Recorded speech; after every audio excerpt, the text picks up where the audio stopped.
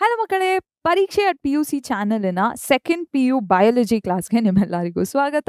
So ಇವತ್ತಿನ ಕ್ಲಾಸ್ನಲ್ಲಿ ನಾವು ನಿಮ್ಮ 10th biology chapter biotechnology and its application ಏನಿದೆ ಇದರ ಸಮ್ಮರಿನ ನೋಡ್ತೀವಿ. ಹಾಗೂ ಲಾಸ್ಟಲ್ಲಿ ಪ್ರೀವಿಯಸ್ ಇಯರ್ KCET ಕ್ವೆಶನ್ಸ್ನ ಕೂಡ ಸಾಲ್ವ್ ಮಾಡ್ತೀವಿ, ಆಯಿತಾ. So biotechnology and it's applications complete details ಬೇಕು ಅಂದರೆ ನೀವು ಒನ್ ಶಾರ್ಟ್ ವಿಡಿಯೋನ ನೋಡ್ಬೋದು. ಆ ಒನ್ ಶಾರ್ಟಲ್ಲಿ ನಾನು ಫುಲ್ ಡೀಟೇಲ್ ಆಗಿ ನಿಮಗೆ ಈ ಚಾಪ್ಟರ್ನ ಹೇಳ್ಕೊಟ್ಟಿದ್ದೀನಿ.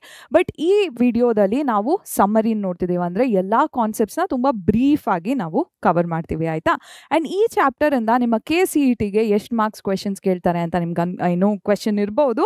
ಸೊ ಈ ಚಾಪ್ಟರಿಂದ ಅಟ್ಲೀಸ್ಟ್ 3 ಮಾರ್ಕ್ಸಿಗೆ ಕ್ವೆಶನ್ ಬಂದೇ ಬರುತ್ತೆ, ಆಯಿತಾ. ಮುಂಚೆ 4 ಮಾರ್ಕ್ಸು ಕೇಳಿದ್ದಾರೆ, 2 ಮಾರ್ಕ್ಸಿಗೂ ಕೇಳಿದ್ದಾರೆ. ಬಟ್ ಅಟ್ಲೀಸ್ಟ್ ಮಿನಿಮಮ್ 3 ಅಂಕಗಳಿಗೆ ಈ ಚಾಪ್ಟರಿಂದ ಪ್ರಶ್ನೆಗಳು ಬರಬಹುದು. ಸೊ ದಯವಿಟ್ಟು ಗಮನ ಕೊಟ್ಟು ಈ ಚಾಪ್ಟರ್ನ ಕೇಳಿ, ಆಯಿತಾ ಮಕ್ಕಳೇ. ಸೊ ನಾನು ಎಷ್ಟೊಂದು ಜನ ಮಕ್ಕಳಿಗೆ ಗೊತ್ತಿಲ್ಲದೆ ಇರ್ಬೋದು, ನನ್ನ ಹೆಸರು ಹರ್ಷಿತಾ SS. ನಾನು ಪರೀಕ್ಷೆ SSLC ಚಾನಲಲ್ಲಿ ಬಯಾಲಜಿ ಹಾಗೂ ಕೆಮಿಸ್ಟ್ರಿ ಹೇಳ್ಕೊಡ್ತೀನಿ. ಬಟ್ ಈಗ ಈ ಬಯಾಲಜಿ ಚಾಪ್ಟರ್ನ ನಮ್ಮ PU ಚಾನಲಲ್ಲೂ ಕವರ್ ಮಾಡ್ತಿದ್ದೀನಿ, ಆಯಿತಾ. ಸೊ ಎಷ್ಟೊಂದು ಜನ ನನ್ನ ಸ್ಕ್ರೀನ್ಶಾಟ್ ಮ್ಯಾಮ್ ಅಂತಾನು ಕರೀತಾರೆ. ಓಕೆ, ಸೊ ಇವತ್ತಿನ ಚಾಪ್ಟರ್ ಏನಿದೆ ಇದರ ಕಾಂಟೆಂಟ್, ಲೈಕ್ ಇವತ್ತಿನ ವಿಡಿಯೋದಲ್ಲಿ ನಾವು ಏನೇನು ಕವರ್ ಮಾಡ್ತೀವಿ ಅಂತ ನೋಡೋಣ. ಬಯೋಟೆಕ್ನಾಲಜಿ ಏನಿದೆ ಇದರ ಅಪ್ಲಿಕೇಶನ್ಸ್ ಅಗ್ರಿಕಲ್ಚರಲ್ಲಿ, ಕೃಷಿಯಲ್ಲಿ ಇದರ ಅನ್ವಯ ಏನು ಅಂತ ನೋಡ್ತೀವಿ. ಕೃಷಿ ಭೂಮಿ ಇರುತ್ತೆ ಅಲ್ವಾ, ಸೊ ಅದರಲ್ಲಿ ಇದರ ಅಪ್ಲಿಕೇಶನ್ ಏನು ಅಂತ ನೋಡ್ತೀವಿ. ಮೆಡಿಸಿನ್ಸ್, ಮದ್ದುಗಳನ್ನ ತಯಾರು ಮಾಡಲಿಕ್ಕೆ, ಡ್ರಗ್ಸ್ನ ತಯಾರು ಮಾಡಲಿಕ್ಕೆ ಎಲ್ಲ ಹೇಗೆ ಬಯೋಟೆಕ್ನಾಲಜಿ ಯೂಟಿಲೈಸ್ ಆಗುತ್ತೆ ಅಂತ ನೋಡ್ತೀವಿ. ಟ್ರಾನ್ಸ್ಜೆನಿಕ್ ಆ್ಯನಿಮಲ್ಸ್ ಏನಿದೆ ಇದನ್ನು ಹೇಗೆ ಯೂಸ್ ಮಾಡಬಹುದು, ಯಾವ ಎಕ್ಸಾಂಪಲ್ಸ್ ಇರುತ್ತೆ ಟ್ರಾನ್ಸ್ಜೆನಿಕ್ ಆ್ಯನಿಮಲ್ಸ್ದು, ಯಾವ ಪ್ರಾಡಕ್ಟ್ಸ್ನ ಎಕ್ಸ್ಟ್ರಾಕ್ಟ್ ಮಾಡಿದ್ದೀವಿ ಹಿಸ್ಟ್ರಿಯಲ್ಲಿ ಅಂತ ಎಲ್ಲ ನೋಡ್ತೀವಿ. ಲಾಸ್ಟಲ್ಲಿ ಸ್ವಲ್ಪ ಬ್ರೀಫ್ ಆಗಿ ಎಥಿಕಲ್ ಇಶ್ಯೂಸ್ನ ಡಿಸ್ಕಸ್ ಮಾಡಿದ ಮೇಲೆ ಲಾಸ್ಟಲ್ಲಿ KCET ಕ್ವೆಶನ್ಸ್ನ ಒಟ್ಟಿಗೆ ಸಾಲ್ವ್ ಮಾಡ್ತೀವಿ, ಆಯಿತಾ. ಓಕೆ, ಸೊ ಸೊ ನೆಕ್ಸ್ಟು ಇಲ್ಲಿ ಏನು ನೋಡ್ತಿದ್ದೀವಿ ಅಂದರೆ ಬಯೋಟೆಕ್ನಾಲಜಿ ಏನಿದೆ ಮಕ್ಕಳೇ ಇದರ ಅಪ್ಲಿಕೇಶನ್ಸ್ ಏನು ಅಂತ ನೋಡ್ತಿದ್ದೀವಿ, ಆಯಿತಾ. ಹೇಗೆ ನೀವು ಬಯೋಟೆಕ್ನಾಲಜಿ ಪ್ರಿನ್ಸಿಪಲ್ಸ್ ಆ್ಯಂಡ್ ಪ್ರಾಸೆಸಸ್ ಅನ್ನೋ ಚಾಪ್ಟರಲ್ಲಿ ಬಯೋಟೆಕ್ನಾಲಜಿ ಪ್ರಾಸೆಸ್ ಹೇಗೆ ನಡೆಯುತ್ತೆ, ಇದಕ್ಕೆ ಬೇಕಾಗಿರೋ ಆರ್ಗ್ಯಾನಿಸಮ್ಸ್ ಏನು, ಜೀನ್ ಆಫ್ ಇಂಟ್ರೆಸ್ಟ್ ಅಂದ್ರೇನು, ಪ್ಲಾಸ್ಮಿಡ್, ವೆಕ್ಟರ್, ಇದೆಲ್ಲ ಕಲ್ತಿರ್ತೀರ. ಸೊ ಈಗ ಬಯೋಟೆಕ್ನಾಲಜಿಯ ಅಪ್ಲಿಕೇಶನ್ಸ್ ರಿಯಲ್ ಲೈಫಲ್ಲಿ, ನಮ್ಮ ಡೈಲಿ ಲೈಫ್ ಅಂದರೆ ಹ್ಯೂಮನ್ ಬೀಯಿಂಗ್ಸಿನ ಲೈಫಲ್ಲಿ ಹೇಗೆ ಎಲ್ಲಿ ಯೂಸ್ಫುಲ್ ಆಗುತ್ತೆ ಅಂತ ನೋಡ್ತೀವಿ, ಆಯಿತಾ. ಸೊ ಇಲ್ಲಿ ನೀವು ನೋಡ್ತಿರೋ ಹಂಗೆ ಬಯೋ ರಿಮಿಡಿಯೇಷನ್. ಸೊ ಲೇಕ್ ಎಲ್ಲ ಪೊಲ್ಯೂಟ್ ಆಗಿದ್ರೆ ಅಥವಾ ಓಷನ್ಸ್ ಎಲ್ಲ ಯಾವುದೇ ರೀತಿ ಪೊಲ್ಯೂಷನ್ಸ್ಗೆ ಒಳಗಾಗಿದ್ರೆ ಅದನ್ನು ಸರಿ ಮಾಡಲಿಕ್ಕೆ ನಾವು ಬಯೋಟೆಕ್ನಾಲಜಿನ ಯೂಟಿಲೈಸ್ ಮಾಡ್ಕೋಬೋದು. ಅಗ್ರಿಕಲ್ಚರಲ್ಲಿ ಡೆಫಿನೆಟ್ಲಿ ನಮ್ಮ ಗ್ರೋಯಿಂಗ್ ಪಾಪ್ಯುಲೇಷನ್ಗೆ ಫುಡ್ ಜಾಸ್ತಿ ಬೇಕಲ್ವಾ, ಸೊ ಅದಕ್ಕೆ ಅಗ್ರಿಕಲ್ಚರಲ್ಲಿ ಬಯೋಟೆಕ್ನಾಲಜಿ ಯೂಸ್ ಆಗುತ್ತೆ. ಮೆಡಿಸನಲ್ಲಿ ಇರುವಂತಹ ಡಿಸೀಸಿಗೆ ಡಯಾಗ್ನೋಸಿಸ್ ಆಗಿರಲಿ, ಅಂದರೆ ಡಿಸೀಸ್ ಇದೆ ಅಂತ ಕಂಡುಹಿಡಿಯುವಂಥ ಪ್ರಾಸೆಸ್ ಆಗಿರಲಿ, ಅಥವಾ ಡಿಸೀಸಿಗೆ ಮದ್ದು ಹುಡುಕುವಂಥ ಪ್ರಾಸೆಸ್ ಆಗಿರಲಿ, ಇದರಲ್ಲೆಲ್ಲ ಬಯೋಟೆಕ್ನಾಲಜಿ ಯೂಸ್ ಆಗುತ್ತೆ. ಟ್ರಾನ್ಸ್ಜೆನಿಕ್ ಆ್ಯನಿಮಲ್ಸ್ನ ನಾವು ಯೂಟಿಲೈಸ್ ಮಾಡ್ಕೊಂಡು, ಟ್ರಾನ್ಸ್ಜೆನಿಕ್ ಆ್ಯನಿಮಲ್ಸ್ ಅಂದರೆ ಜೆನೆಟಿಕಲಿ ಮಾಡಿಫೈಡ್ ಆರ್ಗ್ಯಾನಿಸಮ್ಸ್, ಆಯಿತಾ. ಸೊ ಈ ಆ್ಯನಿಮಲ್ಸ್ನ ಯೂಟಿಲೈಸ್ ಮಾಡಿಕೊಂಡು ನಾವು ಬೇರೆ ಬೇರೆ ಪ್ರಾಡಕ್ಟ್ಸ್ನ ಕ್ರಿಯೇಟ್ ಮಾಡ್ತೀವಿ which are beneficial to human beings. ಅದೇ ರೀತಿ ಪ್ರಾಸೆಸ್ಡ್ ಫುಡ್ ಹಾಗೂ ಎನರ್ಜಿ ಪ್ರೊಡಕ್ಷನ್, ಶಕ್ತಿಯ ಉತ್ಪಾದನೆ ಹಾಗೂ ಆಹಾರ ಏನಿದೆ ಇದರಲ್ಲಿ ಪ್ರಾಸೆಸ್ಡ್ ಆಹಾರನ ತಯಾರಿ ಮಾಡಲಿಕ್ಕೆ ನಮ್ಮ ಬಯೋಟೆಕ್ನಾಲಜಿ ಬಳಕೆ ಆಗತ್ತೆ, ಆಯಿತಾ. ಸೊ ಈ ಅಪ್ಲಿಕೇಶನ್ಸ್ನ ಓವರ್ವ್ಯೂ ನಿಮಗೆ ಇರಬೇಕು, ಓಕೆನಾ. ಓಕೆ, ನೆಕ್ಸ್ಟು ಸೊ ಬಯೋಟೆಕ್ನಾಲಜಿ ಏನಿದೆ ಇದರಲ್ಲಿ ಮೇನ್ ಏರಿಯಾಸ್ ಆಫ್ ರಿಸರ್ಚ್ ಯಾವುದು, ಬಯೋಟೆಕ್ನಾಲಜಿಯ ಯಾವ ಪಾರ್ಟ್ಸಿನಲ್ಲಿ ಹೆಚ್ಚು ರಿಸರ್ಚ್ನ ಅಗತ್ಯತೆ ಇದೆ ಅಂತ ನಾವಿಲ್ಲಿ ನೋಡ್ತಿದ್ವಿ, ಆಯಿತಾ. ಸೊ ಬಯೋಟೆಕ್ನಾಲಜಿಯಲ್ಲಿ ಆಬ್ವಿಯಸ್ಲಿ ನಿಮ್ಗೆ ಗೊತ್ತು ಮೈಕ್ರೋಬ್ಸ್ ಹಾಗೂ ಎನ್ಸೈಮ್ಸ್ ಏನಿದೆ ಇದು ಜಾಸ್ತಿ ಮಟ್ಟಕ್ಕೆ ಯೂಟಿಲೈಸ್ ಆಗುತ್ತೆ. ಸೊ ಬೆಸ್ಟ್ ಮೈಕ್ರೋಬ್ನ ನಾವು ಹೇಗೆ ಕಂಡುಹಿಡಿಬೋದು, ಬೆಸ್ಟ್ ಎನ್ಸೈಮ್ನ ಹೇಗೆ ಕಂಡುಹಿಡಿಬೋದು, ಈ ಪಾರ್ಟ್ ಆಫ್ ಈ ಫೀಲ್ಡಿನಲ್ಲಿ ರಿಸರ್ಚಿಗೆ ತುಂಬ ಸ್ಕೋಪ್ ಇದೆ, ಆಯಿತಾ ಮಕ್ಕಳೇ. ಹೇಗೆ ಒಳ್ಳೆ ಪ್ರಾಡಕ್ಟ್ ಕೊಡುವಂಥ ಮೈಕ್ರೋಬ್ ಹಾಗೂ ಎನ್ಸೈಮ್ನ ಪ್ರೊಡ್ಯೂಸ್ ಮಾಡ್ಬೋದು ಅನ್ನೋ ಫೀಲ್ಡ್ನಲ್ಲಿ ಹೆಚ್ಚು ರಿಸರ್ಚ್ನ ನಾವು ಕ್ಯಾರಿ ಔಟ್ ಮಾಡ್ಬೋದು. ಇದೇ ರೀತಿ next optimal conditions for catalyst. So ನಿಮ್ಗೆ ಗೊತ್ತಿರೋ ಹಾಗೆ ಎನ್ಸೈಮ್ಗಳು ಆ್ಯಕ್ಟ್ ಮಾಡಬೇಕು ಅಂದರೆ ಅದಕ್ಕೆ ತನ್ನದೇ ಆದಂತಹ ಟೆಂಪರೇಚರು, ನ್ಯೂಟ್ರಿಯೆಂಟ್ಸ್ ಎಲ್ಲ ಬೇಕು. ಎನ್ಸೈಮ್ ಅಂದರೆ ಎನ್ಸೈಮ್ ಒಟ್ಟಿಗೆ ಮೈಕ್ರೋಬ್ ಏನಾದರೂ ಸರಿಯಾಗಿ ಗ್ರೋ ಮಾಡಬೇಕು, ಸರಿಯಾಗಿ ಪ್ರೊಡ್ಯೂಸ್ ಮಾಡಬೇಕು ಅಂದರೆ ಅದಕ್ಕೆ ತನ್ನದೇ ಆದಂತಹ ಕಂಡೀಷನ್ಸ್ ಅಲ್ಲದೆ ತನ್ನದೇ ಆದಂತಹ ನ್ಯೂಟ್ರಿಯೆಂಟ್ ರಿಕ್ವೈರ್ಮೆಂಟ್ ಎಲ್ಲ ಇರುತ್ತೆ, ಆಯಿತಾ ಮಕ್ಕಳೇ. ಸೊ ಅದು ಯಾವ ಎನ್ಸೈಮ್ಗೆ ಯಾವ ಕಂಡೀಷನ್ಸ್ ಬೇಕು, ಯಾವ ಮೈಕ್ರೋಬಿಗೆ ಯಾವ ರೀತಿ ನ್ಯೂಟ್ರಿಯೆಂಟ್ಸ್ ಬೇಕು, ಯಾವ ರೀತಿ ಸಪ್ಲಿಮೆಂಟ್ಸ್ ಬೇಕು ಅಂತ ಎಲ್ಲ ಅರ್ಥ ಮಾಡ್ಕೊಳ್ಳೋದು ಒಂದು ರಿಸರ್ಚ್ ಫೀಲ್ಡ್ ಆಗಿದೆ and it is a big ಏನು ಜಾಸ್ತಿ ರಿಸರ್ಚ್ನ ಈ ಫೀಲ್ಡಲ್ಲಿ ನಾವು ಮಾಡ್ಬೋದು. ನೆಕ್ಸ್ಟು ನಿಮಗೆ ಗೊತ್ತು ಯಾವುದೇ ಬಯೋಟೆಕ್ನಾಲಜಿನ ಯುಟಿಲೈಸ್ ಮಾಡ್ಕೊಂಡು ಯಾವುದೇ ಪ್ರಾಡಕ್ಟ್ನ ಪ್ರೊಡ್ಯೂಸ್ ಮಾಡಿದ್ರು ಆ ಪ್ರಾಡಕ್ಟ್ನ ಎಕ್ಸ್ಟ್ರಾಕ್ಟ್ ಮಾಡೋಕ್ಕೆ ಪ್ಯೂರಿಫಿಕೇಷನ್ ಮಾಡೋಕ್ಕೆ ಆ ಪ್ರಾಸೆಸ್ ಏನಿದೆ ಅದನ್ನು ನಾವು ಡೌನ್ ಸ್ಟ್ರೀಮ್ ಪ್ರಾಸೆಸಿಂಗ್ ಅಂತ ಕರಿತೀವಿ ಆಯಿತಾ. ಸೊ ಡೌನ್ ಸ್ಟ್ರೀಮ್ ಪ್ರಾಸೆಸಿಂಗಲ್ಲಿ ಇನ್ನೂ ತುಂಬ ರಿಸರ್ಚ್ ಮಾಡುವಂಥ ಸ್ಕೋಪ್ ಇದೆ. ಹೆಚ್ಚು ಈ ಪ್ರಾಸೆಸಸ್ನ ನಾವು ಬೆಟರ್ ಮಾಡುವಂತಹ ಏನು ಕೆಪಾಸಿಟಿನ ನಾವು ತಂದ್ಕೋಬೇಕು. ಅದಕ್ಕಾಗಿ ರಿಸರ್ಚ್ ಏನಿದೆ ಈ ಏರಿಯಾಲಿ ಮಾಡಿದ್ರೆ ಒಳ್ಳೆಯದಾಗತ್ತೆ ಆಯಿತಾ ಮಕ್ಕಳೇ. ಓಕೆ, ಸೊ ಇದು ಕೂಡ ಇಂಪಾರ್ಟೆಂಟ್ ಟಾಪಿಕ್ಕು, ಇದನ್ನು ನೆನ್ಪಿಟ್ಕೊಳ್ಳಿ ಆಯಿತಾ. ನೆಕ್ಸ್ಟು ಎಸ್, ಸೊ ಅಗ್ರಿಕಲ್ಚರ್ ನಾ ಹೇಳ್ದಂಗೆ ನಮ್ಮ ಗ್ರೋಯಿಂಗ್ ಪಾಪ್ಯುಲೇಷನ್ ಏನಿದೆ, ಹೆಚ್ಚು ಜನಸಂಖ್ಯೆ ಆಗ್ತಿದೆ ಅಲ್ವಾ. ಸೊ ಇದಕ್ಕೆ ನಾವು ಆಹಾರನ ಹೆಚ್ಚು ಮಟ್ಟಕ್ಕೆ ನೀಡಬೇಕಾಗಿರುವಂಥ ಪರಿಸ್ಥಿತಿ ಬಂದಿತ್ತು ಆಯಿತಾ. ಸೊ ಈಗ ಫುಡ್ ಪ್ರೊಡಕ್ಷನ್ನ ನಾವು ಜಾಸ್ತಿ ಮಾಡಲಿಕ್ಕೆ 3 ರೀತಿಯ ಅಗ್ರಿಕಲ್ಚರ್ನ ಬಳಸ್ಕೋಬೋದು. ಒಂದು ಅಗ್ರೋಕೆಮಿಕಲ್ ಅಗ್ರಿಕಲ್ಚರ್, ಒಂದು ಆರ್ಗ್ಯಾನಿಕ್ ಅಗ್ರಿಕಲ್ಚರ್, ಹಾಗೂ ಇನ್ನೊಂದು ಜೆನೆಟಿಕಲಿ ಮಾಡಿಫೈಡ್ ಕ್ರಾಪ್ಸ್ನ ಬಳಸ್ಕೊಂಡು ಹೆಚ್ಚು ಈಲ್ಡ್ ಇರುವಂಥ ಕ್ರಾಪ್ಸ್ನ ಗ್ರೋ ಮಾಡೋದು ಆಯಿತಾ. ಸೊ ಅಗ್ರೋಕೆಮಿಕಲ್ ಅಗ್ರಿಕಲ್ಚರಲ್ಲಿ ಬೇಸಿಕಲಿ ಕೆಮಿಕಲ್ಸ್ನ ಯೂಟಿಲೈಸ್ ಮಾಡ್ತೀವಿ.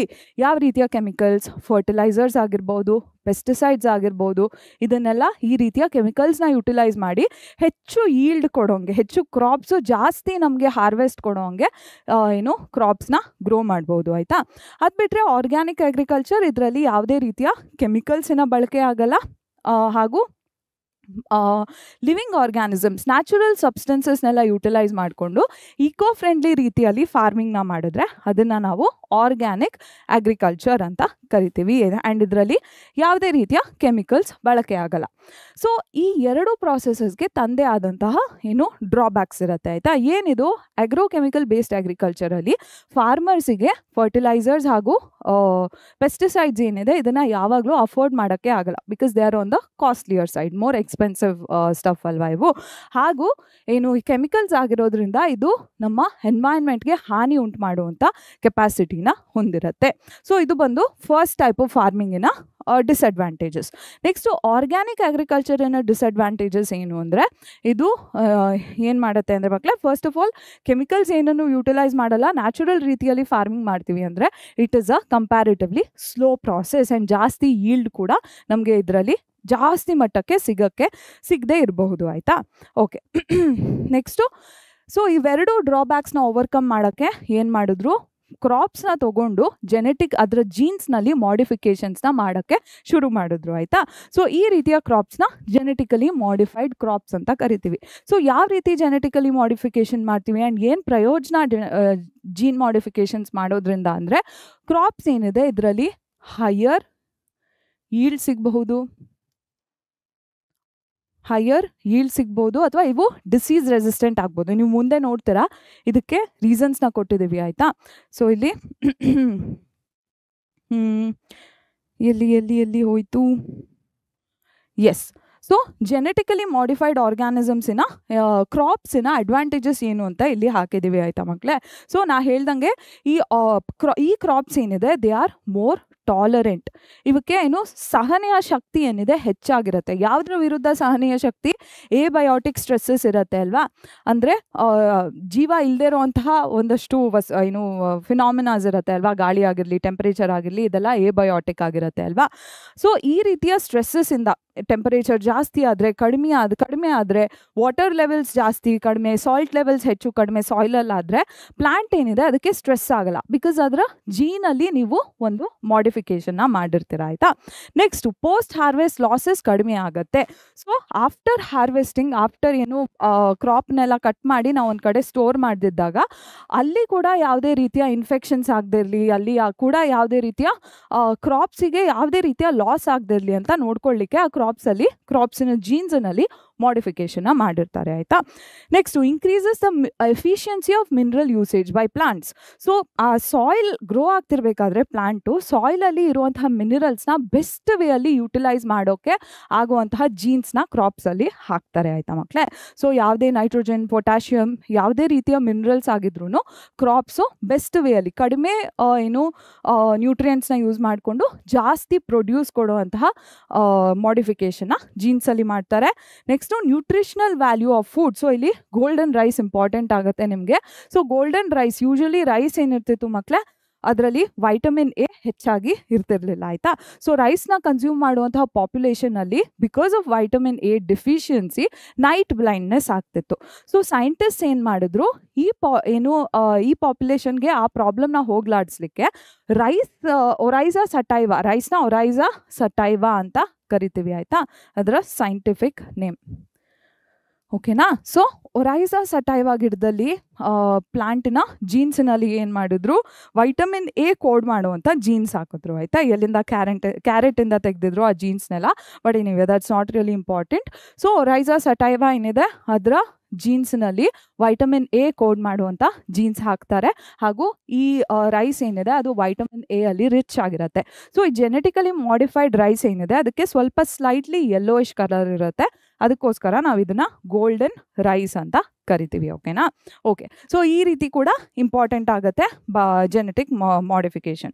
ನೆಕ್ಸ್ಟು ಕೆಮಿಕಲ್ಸ್ ಹಾಗೂ ಯಾವುದೇ ರೀತಿಯ ಪೆಸ್ಟಿಸೈಡ್ಸ್, ಯಾವುದೇ ರೀತಿಯ ಇನ್ಸೆಕ್ಟಿಸೈಡ್ಸ್, ಫರ್ಟಿಲೈಸರ್ಸ್ನ ಯೂಸ್ ಮಾಡ್ದೇನೆ ನಾವು ಕ್ರಾಪ್ಸ್ನ ಗ್ರೋ ಮಾಡ್ತಿದ್ದೀವಿ, ಹಾಗೂ ಕ್ರಾಪ್ಸ್ ಏನಿದೆ ಕಂಪ್ಯಾರಿಟಿವ್ಲಿ ಜಾಸ್ತಿ ನ್ಯಾಚುರಲ್ ವೇಯಲ್ಲಿ ಗ್ರೋ ಆಗುತ್ತೆ ಆಯಿತಾ. So these are the advantages of genetically modified organisms ಆಯಿತಾ. ಸೊ ಜೆನೆಟಿಕಲಿ ಮಾಡಿಫೈಡ್ ಆರ್ಗ್ಯಾನಿಸಮ್ಸ್ನ ಡೆಫಿನೇಷನ್ನ ನಾವಿಲ್ಲಿ ನೋಡ್ತಿರ್ತೀವಿ. ಯಾವುದರ ಜೀನಲ್ಲಿ ಹ್ಯೂಮನ್ ಇಂಟರ್ವೆನ್ಷನ್ ಇಂದ ಆಲ್ಟರೇಷನ್ಸ್ ಆಗಿರುತ್ತೋ ಆ ರೀತಿಯ ಆರ್ಗ್ಯಾನಿಸಮ್ಸ್ನ ಜೆನೆಟಿಕಲಿ ಮಾಡಿಫೈಡ್ ಆರ್ಗ್ಯಾನಿಸಮ್ಸ್ ಅಂತೀವಿ, ಹಾಗೂ ಆನಿಮಲ್ಸ್ನ genetically modified animals or transgenic animals ಅಂತ ಕರಿತೀವಿ. ಹಾಗೂ ಜೆನೆಟಿಕ್ ಇಂಜಿನಿಯರಿಂಗ್ ಅಂದ್ರೇನು ಅಂತ ಇಲ್ಲಿ ಕೊಟ್ಟಿದ್ದಾರೆ. ಯಾವ ಪ್ರಾಸೆಸಸ್ನ ಯೂಸ್ ಮಾಡಿ ನಮ್ಗೆ ಇಷ್ಟ ಆಗಿರುವಂಥ ಚೇಂಜಸ್ನ ಜೀನೋಮ್ ಆಫ್ ಎನ್ ಆರ್ಗ್ಯಾನಿಸಮ್ ಅಲ್ಲಿ ಮಾಡ್ತೀವಿ ಅಲ್ಲ, ಆ ಸೆಟ್ ಆಫ್ ಪ್ರಾಸೆಸಸ್ ಅಥವಾ ಆ ಪ್ರಾಸೆಸಸ್ನ ಸ್ಟಡಿ ಮಾಡುವಂಥ ಬಯಾಲಜಿಯ ಫೀಲ್ಡ್ ಏನಿದೆ ಇದನ್ನು ಜೆನೆಟಿಕ್ ಇಂಜಿನಿಯರಿಂಗ್ ಅಂತ ಕರಿತೀವಿ. ಓಕೆ, ಸೊ ಇಲ್ಲಿ ಇನ್ನೊಂದು ಇಂಪಾರ್ಟೆಂಟ್ ಏನಾಗುತ್ತೆ ಅಂದರೆ, ನಿಮಗೆ ಇಷ್ಟೊತ್ತವರೆಗೂ ಜೆನೆಟಿಕಲಿ ಮಾಡಿಫೈಡ್ ಕ್ರಾಪ್ಸ್ ಬಗ್ಗೆ ಎಲ್ಲ ಹೇಳಿದೆ. ಆರ್ಗ್ಯಾನಿಕ್ ಫಾರ್ಮಿಂಗಲ್ಲಿ ಇನ್ನೊಂದು ಇಂಪಾರ್ಟೆಂಟ್ ನೀವೇನು ನೆನ್ಪಿಟ್ಕೋಬೇಕು, ನಾ ಹೇಳ್ದಂಗೆ ಫರ್ಟಿಲೈಸರ್ಸ್ನ ಯೂಸ್ ಮಾಡಲ್ಲ, ಇನ್ಸೆಕ್ಟಿಸೈಡ್ಸ್, ಪೆಸ್ಟಿಸೈಡ್ಸ್ ಏನನ್ನೂ ಯೂಸ್ ಮಾಡಲ್ಲ. Biological naturally occurring biological substances ಅಥವಾ ಬಯೋಲಾಜಿಕಲ್ ಆರ್ಗ್ಯಾನಿಸಮ್ಸ್ನ ಯೂಟಿಲೈಸ್ ಮಾಡಿಕೊಂಡು ಫಾರ್ಮಿಂಗ್ನ ಮಾಡ್ತೀವಿ. ಇದನ್ನು ಬಯೋ ಫರ್ಟಿಲೈಸರ್ಸ್ ಅಂತ ಕರಿತೀವಿ ಆಯಿತಾ. ಸೊ ಈ ರೀತಿಯ ಆರ್ಗ್ಯಾನಿಸಮ್ಸ್ ಏನಿದೆ ಅವು ಸಾಯಿಲಿನ ನ್ಯೂಟ್ರಿಷನಲ್ ವ್ಯಾಲ್ಯೂನ ಹೆಚ್ಚು ಮಾಡ್ತವೆ, ಸಾಯಿಲಲ್ಲಿ ಇನ್ಆರ್ಗ್ಯಾನಿಕ್ ನ್ಯೂಟ್ರಿಯೆಂಟ್ಸ್ನ ಎಲ್ಲ ಜಾಸ್ತಿ ಮಾಡುತ್ತವೆ ಈ ರೀತಿಯ ಆರ್ಗ್ಯಾನಿಸಮ್ಸ್. ಈ ಆರ್ಗ್ಯಾನಿಸಮ್ಸ್ನ ಇಂಪಾರ್ಟೆಂಟ್ ಎಕ್ಸಾಂಪಲ್ಸ್ನ ಇಲ್ಲಿ ಕೊಟ್ಟಿದ್ದೀವಿ. ಸೊ ರೈಸೋಬಿಯಂ, ಎಜೆಟೋಬ್ಯಾಕ್ಟರ್, ನಾಸ್ಟಾಕ್ ರೀತಿಯ ಬ್ಯಾಕ್ಟೀರಿಯಾಸ್ ಆಗಿರ್ಬೋದು, ಅಜೋಲಾ ರೀತಿಯ ಪ್ಲಾಂಟ್ಸ್ ಆಗಿರ್ಬೋದು, ಇದೆಲ್ಲ ಬಯೋ ಫರ್ಟಿಲೈಸರ್ಸ್ ಆಗಿ ಯೂಸ್ ಮಾಡ್ತಾರೆ ಅಲಾಂಗ್ ವಿತ್ ಮೆನ್ಯೂರ್. ಅಂದರೆ ಕೌಡಂಗೆಲ್ಲ ಯೂಟಿಲೈಸ್ ಮಾಡ್ಕೊಂಡು ಮೆನ್ಯೂರ್ ಮಾಡ್ತಾರೆ ಅಲ್ವಾ. So that is manure and bio ಫರ್ಟಿಲೈಸರ್ಸ್ನ ಕೂಡ ಯೂಸ್ ಮಾಡಿ ಆರ್ಗ್ಯಾನಿಕ್ ಫಾರ್ಮಿಂಗ್ ಅಂದರೆ ಸಾವಯವ ಕೃಷಿನ ಮಾಡ್ತಾರೆ ಆಯಿತಾ ಮಕ್ಕಳೇ. Okay, next green revolution. So green revolution ಏನಿದೆ ಮಕ್ಕಳೇ, ಇದರಲ್ಲಿ ಏನಾಯಿತು ಅಂದರೆ ನಮ್ಮ ಕ್ರಾಪ್ ಪ್ರೊಡಕ್ಷನ್, ಇಂಡಿಯನ್ ಅಗ್ರಿಕಲ್ಚರಲ್ಲಿ ಕ್ರಾಪ್ ಪ್ರೊಡಕ್ಷನ್ನ 3 times ಅಷ್ಟು ಜಾಸ್ತಿ ಮಾಡ್ತು ಗ್ರೀನ್ ರೆವಲ್ಯೂಷನ್ ಆಯಿತಾ ಮಕ್ಕಳೇ. ಸೊ ಈ ರೆವಲ್ಯೂಷನಲ್ಲಿ ಏನು ಮಾಡಿದ್ರು, ಕ್ರಾಪ್ನ ಗ್ರೋ ಮಾಡುವಂತಹ ಮೆಥಡ್ಸಲ್ಲಿ ಒಂದಷ್ಟು ಆಲ್ಟರೇಷನ್ಸ್ನ ತಂದರು. ಟ್ರ್ಯಾಕ್ಟರ್ಸ್ನ ಇಂಟ್ರೊಡ್ಯೂಸ್ ಮಾಡಿದ್ರು, ಈ ಹೊಸ ಇರಿಗೇಷನ್ ಸಿಸ್ಟಮ್ಸ್ನ ಇಂಟ್ರೊಡ್ಯೂಸ್ ಮಾಡಿದ್ರು, ಹಾಗೂ ಫರ್ಟಿಲೈಸರ್ಸ್, ಪೆಸ್ಟಿಸೈಡ್ಸ್ನೆಲ್ಲ ಯುಟಿಲೈಸ್ ಮಾಡಿಕೊಂಡ್ರು, ಹಾಗೂ ಜಾಸ್ತಿ ಕ್ರಾಪ್ಸ್ನ ನೀಡುವಂಥ ಸೀಡ್ ವೆರೈಟೀಸ್ನ ಚೂಸ್ ಮಾಡಿ ಗ್ರೋ ಮಾಡ್ತಿದ್ರು. ಓಕೆನಾ. ಅದನ್ನು ಹೈ ಯೀಲ್ಡ್ ವೆರೈಟಿ ಸೀಡ್ಸ್ ಅಥವಾ HYVs ಅಂತ ಕರಿತೀವಿ ಆಯಿತಾ ಮಕ್ಕಳೇ. ಸೊ ಆಗ ಇದ್ದಿದ್ದಂತಹ ಫುಡ್ಗೆ ಡಿಮ್ಯಾಂಡ್ ಇತ್ತು ಅಲ್ವಾ, ಅದನ್ನು ಮೀಟ್ ಮಾಡಲಿಕ್ಕೆ ಗ್ರೀನ್ ರೆವಲ್ಯೂಷನ್ ನಡೀತು ಆಯಿತಾ ಮಕ್ಕಳೇ. So yes, this is about green revolution. ಇನ್ನೊಂದೇನು ಇಲ್ಲಿ ಏನಿದೆ ಇಂಪಾರ್ಟೆಂಟ್ ನಿಮಗೆ ತಿಳ್ಕೊಳ್ಳಿಕ್ಕೆ, ಎಸ್, ಇಂಡಿಯಾದಲ್ಲಿ ಇದ್ದಂತಹ ಹಂಗರ್ ಇಶ್ಯೂನ ಸಾಲ್ವ್ ಮಾಡಲಿಕ್ಕೆ ಗ್ರೀನ್ ರೆವಲ್ಯೂಷನ್ನ ತಂದರು ಆಯಿತಾ ಮಕ್ಕಳೇ. ಓಕೆ, ಸೊ ಇನ್ನೊಂದೇನು ವಿಚಾರ ಗೊತ್ತಿರಬೇಕು, ಗ್ರೀನ್ ರೆವಲ್ಯೂಷನಿಗೆ ತನ್ನದೇ ಆದಂತಹ ಪ್ರಾಬ್ಲಮ್ ಇತ್ತು. ಆಲ್ದೋ ನಾ ಹೇಳ್ದಂಗೆ ಫುಡ್ ಪ್ರೊಡಕ್ಷನ್ ಟ್ರಿಪಲ್ ಆಯಿತು, ಬಟ್ ಅದೇ ರೀತಿ ಡಿಸ್ಅಡ್ವಾಂಟೇಜಸ್ ಕೂಡ ಇತ್ತು. ಏನದು, ನಾ ಹೇಳ್ದಂಗೆ ಫಾರ್ಮರ್ಸಿಗೆ ಫುಡ್ ಅಂತೀನಿ, ಆ ಕೆಮಿಕಲ್ಸ್ನ ಅಫೋರ್ಡ್ ಮಾಡಲಿಕ್ಕೆ ಆಗಲಿಲ್ಲ. ಎಲ್ಲ ಫಾರ್ಮರ್ಸಿಗೂ ಎಕ್ಸ್ಪೆನ್ಸಿವ್ ಕೆಮಿಕಲ್ಸ್ನ ಅಫೋರ್ಡ್ ಮಾಡಲಿಕ್ಕೆ ಆಗಲಿಲ್ಲ. ನೆಕ್ಸ್ಟು ಇದ್ದಿದ್ದಂತಹ ಕ್ರಾಪ್ ವೆರೈಟೀಸಲ್ಲಿ ಹೆಚ್ಚು ಮಟ್ಟಕ್ಕೆ ನಾವು ಹೊಸ ಕ್ರಾಪ್ಸ್ನ ಬೆಳಿಲಿಕ್ಕೆ ಆಗಲಿಲ್ಲ. ಓಕೆನಾ. ಈವನ್ ಹೈ ಈಲ್ಡಿಂಗ್ ವೆರೈಟೀಸಲ್ಲೂ ಕೂಡ ಓನ್ಲಿ ಸೋ ಮಚ್ ಪ್ರೊಡಕ್ಷನ್ನ ನಾವು ಕಾಣ್ಬೋದಿತ್ತು, ಎಕ್ಸೆಪ್ಷನಲ್ ಪ್ರೊಡಕ್ಷನ್ನ ಕಾಣಲಿಲ್ಲ. ಆಯಿತಾ. ನೆಕ್ಸ್ಟು ಆಗ್ರೋಕೆಮಿಕಲ್ಸ್ ಯೂಸ್ ಮಾಡೋದ್ರಿಂದ ಎನ್ವೈರ್ಮೆಂಟಲ್ ಇಶ್ಯೂಸ್ ಆಯಿತು, ಹಾಗೂ ಹ್ಯೂಮನ್ ಬೀಯಿಂಗ್ಸಲ್ಲಿ ಹೆಲ್ತ್ ಪ್ರಾಬ್ಲಮ್ಸ್ ಲೈಕ್ ಅಲರ್ಜೀಸ್ ಎಲ್ಲ ಕೂಡ ಕಾಣಿಸ್ಕೊಳ್ಳಿಕ್ಕೆ ಶುರು ಆಯಿತು. ಆಯಿತಾ ಮಕ್ಕಳೇ. ಓಕೆ, ನೆಕ್ಸ್ಟು ಈಗ ನೀವೇನು ತಿಳ್ಕೊಬೇಕು ಅಂದರೆ ಟಿಶ್ಯೂ ಕಲ್ಚರ್ ಬಗ್ಗೆ ತಿಳ್ಕೊಬೇಕು. ಸೊ ಟಿಶ್ಯೂ ಕಲ್ಚರ್ ಅಂದರೆ ಏನು ಮಕ್ಕಳೇ? It is a asexual reproduction technique. Asexual ರಿಪ್ರೊಡಕ್ಷನಿನ ಟೆಕ್ನಿಕ್. ಓಕೆ, ಹಾಗೂ ಏಸೆಕ್ಷುವಲ್ ರಿಪ್ರೊಡಕ್ಷನ್ ಇದು ನ್ಯಾಚುರಲ್ ಅಲ್ಲ, ಇದು ಒಂದು ಸಿಂಥೆಟಿಕ್ ಟೆಕ್ನಿಕ್, ಆರ್ಟಿಫಿಷಿಯಲ್ ಟೆಕ್ನಿಕ್. ಆಯಿತಾ. ಸೊ ಟಿಶ್ಯೂ ಕಲ್ಚರಲ್ಲಿ ಏನಾಗುತ್ತೆ ಅಂದರೆ ಪ್ಲಾಂಟಿನ ಯಾವುದೇ ಪಾರ್ಟ್, ಈ ಪಾರ್ಟ್ನ ನಾವು ಎಕ್ಸ್ಪ್ಲಾಂಟ್ ಅಂತ ಕರಿತೀವಿ. ಪ್ಲಾಂಟಿನ ಯಾವುದೇ ಪಾರ್ಟಿನ ಸೆಲ್ಸಿನಿಂದ ನಾವು ಒಂದು ಇಡೀ ಪ್ಲಾಂಟ್ನ ಕ್ರಿಯೇಟ್ ಮಾಡ್ಬೋದು, ಒಂದು ಹೋಲ್ ಪ್ಲಾಂಟ್ನ ಕ್ರಿಯೇಟ್ ಮಾಡ್ಬೋದು. ಈ ಸೆಲ್ಸಿನ ಈ ಎಬಿಲಿಟಿ ಏನಿದೆ ಇದನ್ನು ನಾವು ಟೋಟಿಪೊಟೆನ್ಸಿ ಅಂತ ಕರಿತೀವಿ. ಹೊಸ ಟರ್ಮ್ಸ್ ಇದೆ, ಗಮನ ಇಟ್ಟು ಕಲ್ತ್ಕೊಳ್ಳಿ. ಯಾವುದೇ ಸೆಲ್ ಅಥವಾ ಎಕ್ಸ್ಪ್ಲಾಂಟಿಂದ ಒಂದು ಪ್ಲಾಂಟಿಂದು ಒಂದು ಇಡೀ ಪ್ಲಾಂಟ್ನ ನಾವು ಸೃಷ್ಟಿ ಮಾಡ್ಬೋದು. ಈ ಎಬಿಲಿಟಿ, ಈ ಸಾಮರ್ಥ್ಯನ ನಾವು ಟೋಟಿಪೊಟೆನ್ಸಿ ಅಂತ ಕರಿತೀವಿ. ಹಾಗೂ ಈ ಪ್ರಾಸೆಸ್ ಏನಿದೆ ಇದನ್ನು ಟಿಶ್ಯೂ ಕಲ್ಚರ್ ಅಂತ ಕರಿತೀವಿ. ಸೊ ಪ್ಲಾಂಟಿಂದ ಎಕ್ಸ್ಪ್ಲಾಂಟ್ನ ತಗೋತೀವಿ. ಈ ಎಕ್ಸ್ಪ್ಲಾಂಟ್ನ ಆರ್ಟಿಫಿಷಿಯಲ್ ನ್ಯೂಟ್ರಿಯೆಂಟ್ ಮೀಡಿಯಮಲ್ಲಿ ಹಾಕಿ ಸ್ಟೀರೈಲ್ ಕಂಡೀಷನ್ಸಲ್ಲಿ, ಅಂದರೆ ಯಾವುದೇ ಅನ್ವಾಂಟೆಡ್ ಆರ್ಗ್ಯಾನಿಸಮ್ಸ್ ಹಾಗೂ ಡಸ್ಟ್ ಇಲ್ಲದೇ ಇರೋವಂಥ ಕಂಡೀಷನಲ್ಲಿ ಪ್ಲಾಂಟ್ಸ್ನ ಗ್ರೋ ಮಾಡ್ತೀವಿ ಅಲ್ಲ, ಈ ಪ್ರಾಸೆಸ್ನ ಟಿಶ್ಯೂ ಕಲ್ಚರ್ ಅಂತ ಕರಿತೀವಿ. ಹಾಗೂ ಇದು ಏಸೆಕ್ಷುವಲ್ ರಿಪ್ರೊಡಕ್ಷನ್ ಆಗಿರೋದ್ರಿಂದ ಏನು ಸಿಂಗಲ್ ಪೇರೆಂಟ್ ಇನ್ವಾಲ್ವ್ ಆಗಿರುತ್ತೆ, ಒಂದೇ ಪೇರೆಂಟ್ ಇನ್ವಾಲ್ವ್ ಆಗಿರುತ್ತೆ. ಏನಕ್ಕೆ? ಜೆನೆಟಿಕ್ ಮೆಟೀರಿಯಲ್ನ ಕಂಟ್ರಿಬ್ಯೂಟ್ ಮಾಡಲಿಕ್ಕೆ. ಆಯಿತಾ. ಜೆನೆಟಿಕ್ ಮೆಟೀರಿಯಲ್ ಒಂದೇ ಪೇರೆಂಟಿಂದ ಬರ್ತಿದೆ, ಹಾಗೂ ಆಫ್ಸ್ಪ್ರಿಂಗ್ ಏನು ಬರ್ತಿದೆ, ಪ್ರೊಜೀನಿ ಏನು ಬರ್ತಿದೆ, ಅದು ಪೇರೆಂಟಿಗೆ ಜೆನೆಟಿಕಲಿ ಐಡೆಂಟಿಕಲ್ ಆಗಿರುತ್ತೆ. ಹಾಗೂ ಅದೇ ಜನ್ರೇಷನ್ನಿನ ಬೇರೆ ಪ್ಲಾಂಟ್ಸಿಗೂ ಜೆನೆಟಿಕಲಿ ಐಡೆಂಟಿಕಲ್ ಆಗಿರುತ್ತೆ. ಸೊ ಈ ರೀತಿ ಪ್ಲಾಂಟ್ಸ್ ಏನಿದೆ ಇವನ್ನ ನಾವು ಸೋಮಾ ಕ್ಲೋನ್ಸ್ ಅಂತ ಕರಿತೀವಿ. ಓಕೆನಾ ಮಕ್ಕಳೇ. ಹಾಗೂ ಈ ಪ್ರಾಸೆಸ್ ಏನಿದೆ ಇದನ್ನು ಮೈಕ್ರೋ ಪ್ರಾಪಗೇಷನ್ ಅಂತ ಕೂಡ ಕರಿತೀವಿ. ಯಾಕಂದರೆ ಚಿಕ್ಕ ಚಿಕ್ಕ ಎಕ್ಸ್ಪ್ಲಾಂಟ್ಸಿಂದ ನಾವು ಇಡೀ ದೊಡ್ಡ ಪ್ಲಾಂಟ್ಸ್ನ ಕ್ರಿಯೇಟ್ ಮಾಡ್ತೀವಿ, ಹಾಗೂ ಲಾರ್ಜ್ ನಂಬರ್ಸಲ್ಲಿ ಈ ಪ್ಲಾಂಟ್ಸ್ನ ಕ್ರಿಯೇಟ್ ಮಾಡ್ತೀವಿ. So it is called micro propagation. Tissue ಕಲ್ಚರ್ನ ಯೂಸ್ ಮಾಡ್ಕೊಂಡು ಪ್ಲಾಂಟ್ಸ್ ಗ್ರೋ ಮಾಡೋ ಪ್ರಾಸೆಸ್ನ ಮೈಕ್ರೋ ಪ್ರಾಪಗೇಷನ್ ಅಂತ ಕರಿತೀವಿ. ಓಕೆ, ಸೊ ಇದು ಯಾವ ರೀತಿಯ ಪ್ಲಾಂಟ್ಸಲ್ಲಿ ಯೂಟಿಲೈಸ್ ಆಗುತ್ತೆ? ಟೊಮ್ಯಾಟೊ, ಬನಾನಾ, ಆ್ಯಪಲ್ ರೀತಿಯ ಪ್ಲಾಂಟ್ಸಲ್ಲಿ ಯೂಸ್ ಆಗುತ್ತೆ. ಹಾಗೂ ಇನ್ನೊಂದು ಅಪ್ಲಿಕೇಶನ್ ಏನು ಅಂದರೆ ಡಿಸೀಸ್ ಬಂದಿರೋವಂತಹ ಪ್ಲಾಂಟ್ಸ್, ಹಾಗೂ ಡಿಸೀಸಿಂದ ಯಾವುದೇ ಇನ್ಫೆಕ್ಷನ್ ಆಗಿ ಹಾಳಾಗಿರೋವಂಥ ಪ್ಲಾಂಟ್ಸ್ನು ಕೂಡ ನಾವು ಮತ್ತೆ ರೀಗ್ರೋ ಮಾಡ್ಬೋದು. ಹೆಲ್ದಿ ಪ್ಲಾಂಟ್ಸ್ನ ರೀಗ್ರೋ ಮಾಡ್ಬೋದು. ಹೇಗೆ? ಡಿಸೀಸ್ ಬಂದಿರೋ ಪ್ಲಾಂಟ್ಸಲ್ಲಿ ಕೂಡ ಮೆರಿಸ್ಟಮ್ ಟಿಶ್ಯೂ ಏನಿದೆ ಇದು ಎಪಿಕಲ್ ಮೆರಿಸ್ಟಮ್ ಆಗಿರ್ಬೋದು ಆರ್ ಆಕ್ಸಿಲರಿ ಮೆರಿಸ್ಟಮ್ ಆಗಿರ್ಬೋದು. ಟಿಪ್ ಆಫ್ ದ ಶೂಟಲ್ಲಿ ಬರ್ತಿರೋ ಮೆರಿಸ್ಟಮ್ ಏನಿದೆ ಅದು ಎಪಿಕಲ್ ಮೆರಿಸ್ಟಮ್ ಆಗಿರುತ್ತೆ. ಬ್ರಾಂಚಸ್ ಎಲ್ಲ ಹೊರಗೆ ಬರುವಂತಹ ಟಿಶ್ಯೂ ಏನಿದೆ ಅದು ಆಕ್ಸಿಲರಿ ಮೆರಿಸ್ಟಮ್ ಆಗಿರುತ್ತೆ. ಸೊ ಎಪಿಕಲ್ ಆರ್ ಆಕ್ಸಿಲರಿ ಮೆರಿಸ್ಟಮ್ನ ತಗೊಂಡು ನಾವು ಹೊಸ ಪ್ಲಾಂಟ್ಸ್ನ, ಡಿಸೀಸ್ ಫ್ರೀ ಪ್ಲಾಂಟ್ಸ್, ಹೆಲ್ದಿ ಪ್ಲಾಂಟ್ಸ್ನ ಗ್ರೋ ಮಾಡ್ಬೋದು. ಆಯಿತಾ. ಏನಕ್ಕೆ ಮೆರಿಸ್ಟಮ್ ತಗೋತೀವಿ? ಬಿಕಾಸ್ ಮೆರಿಸ್ಟಮ್ ರ್ಯಾಪಿಡ್ಲಿ ಡಿವೈಡಿಂಗ್ ಇರುತ್ತೆ. ಸೊ ಇದರಲ್ಲಿ ವೈರಸಸ್ ಇನ್ಫೆಕ್ಷನ್ ಆಗುವಂಥ ಚಾನ್ಸಸ್ ಇರೋದಿಲ್ಲ. ಆಯಿತಾ ಮಕ್ಕಳೇ. Okay, yes. So tissue culture procedure ಒಂದು ತಿಳ್ಕೊಬೇಕು. ಏನಂದರೆ ಸೊ ಟಿಶ್ಯೂ ಕಲ್ಚರಲ್ಲಿ ಎರಡು ಪ್ಲಾಂಟ್ಸು ಯಾವುದು ನಮಗೆ ಯಾವುದರ ಯಾವುದರ ಕ್ಯಾರೆಕ್ಟರಿಸ್ಟಿಕ್ಸ್ನ ನಾವು ಮಿಂಗಲ್ ಮಾಡಬೇಕು ಅಲ್ವಾ.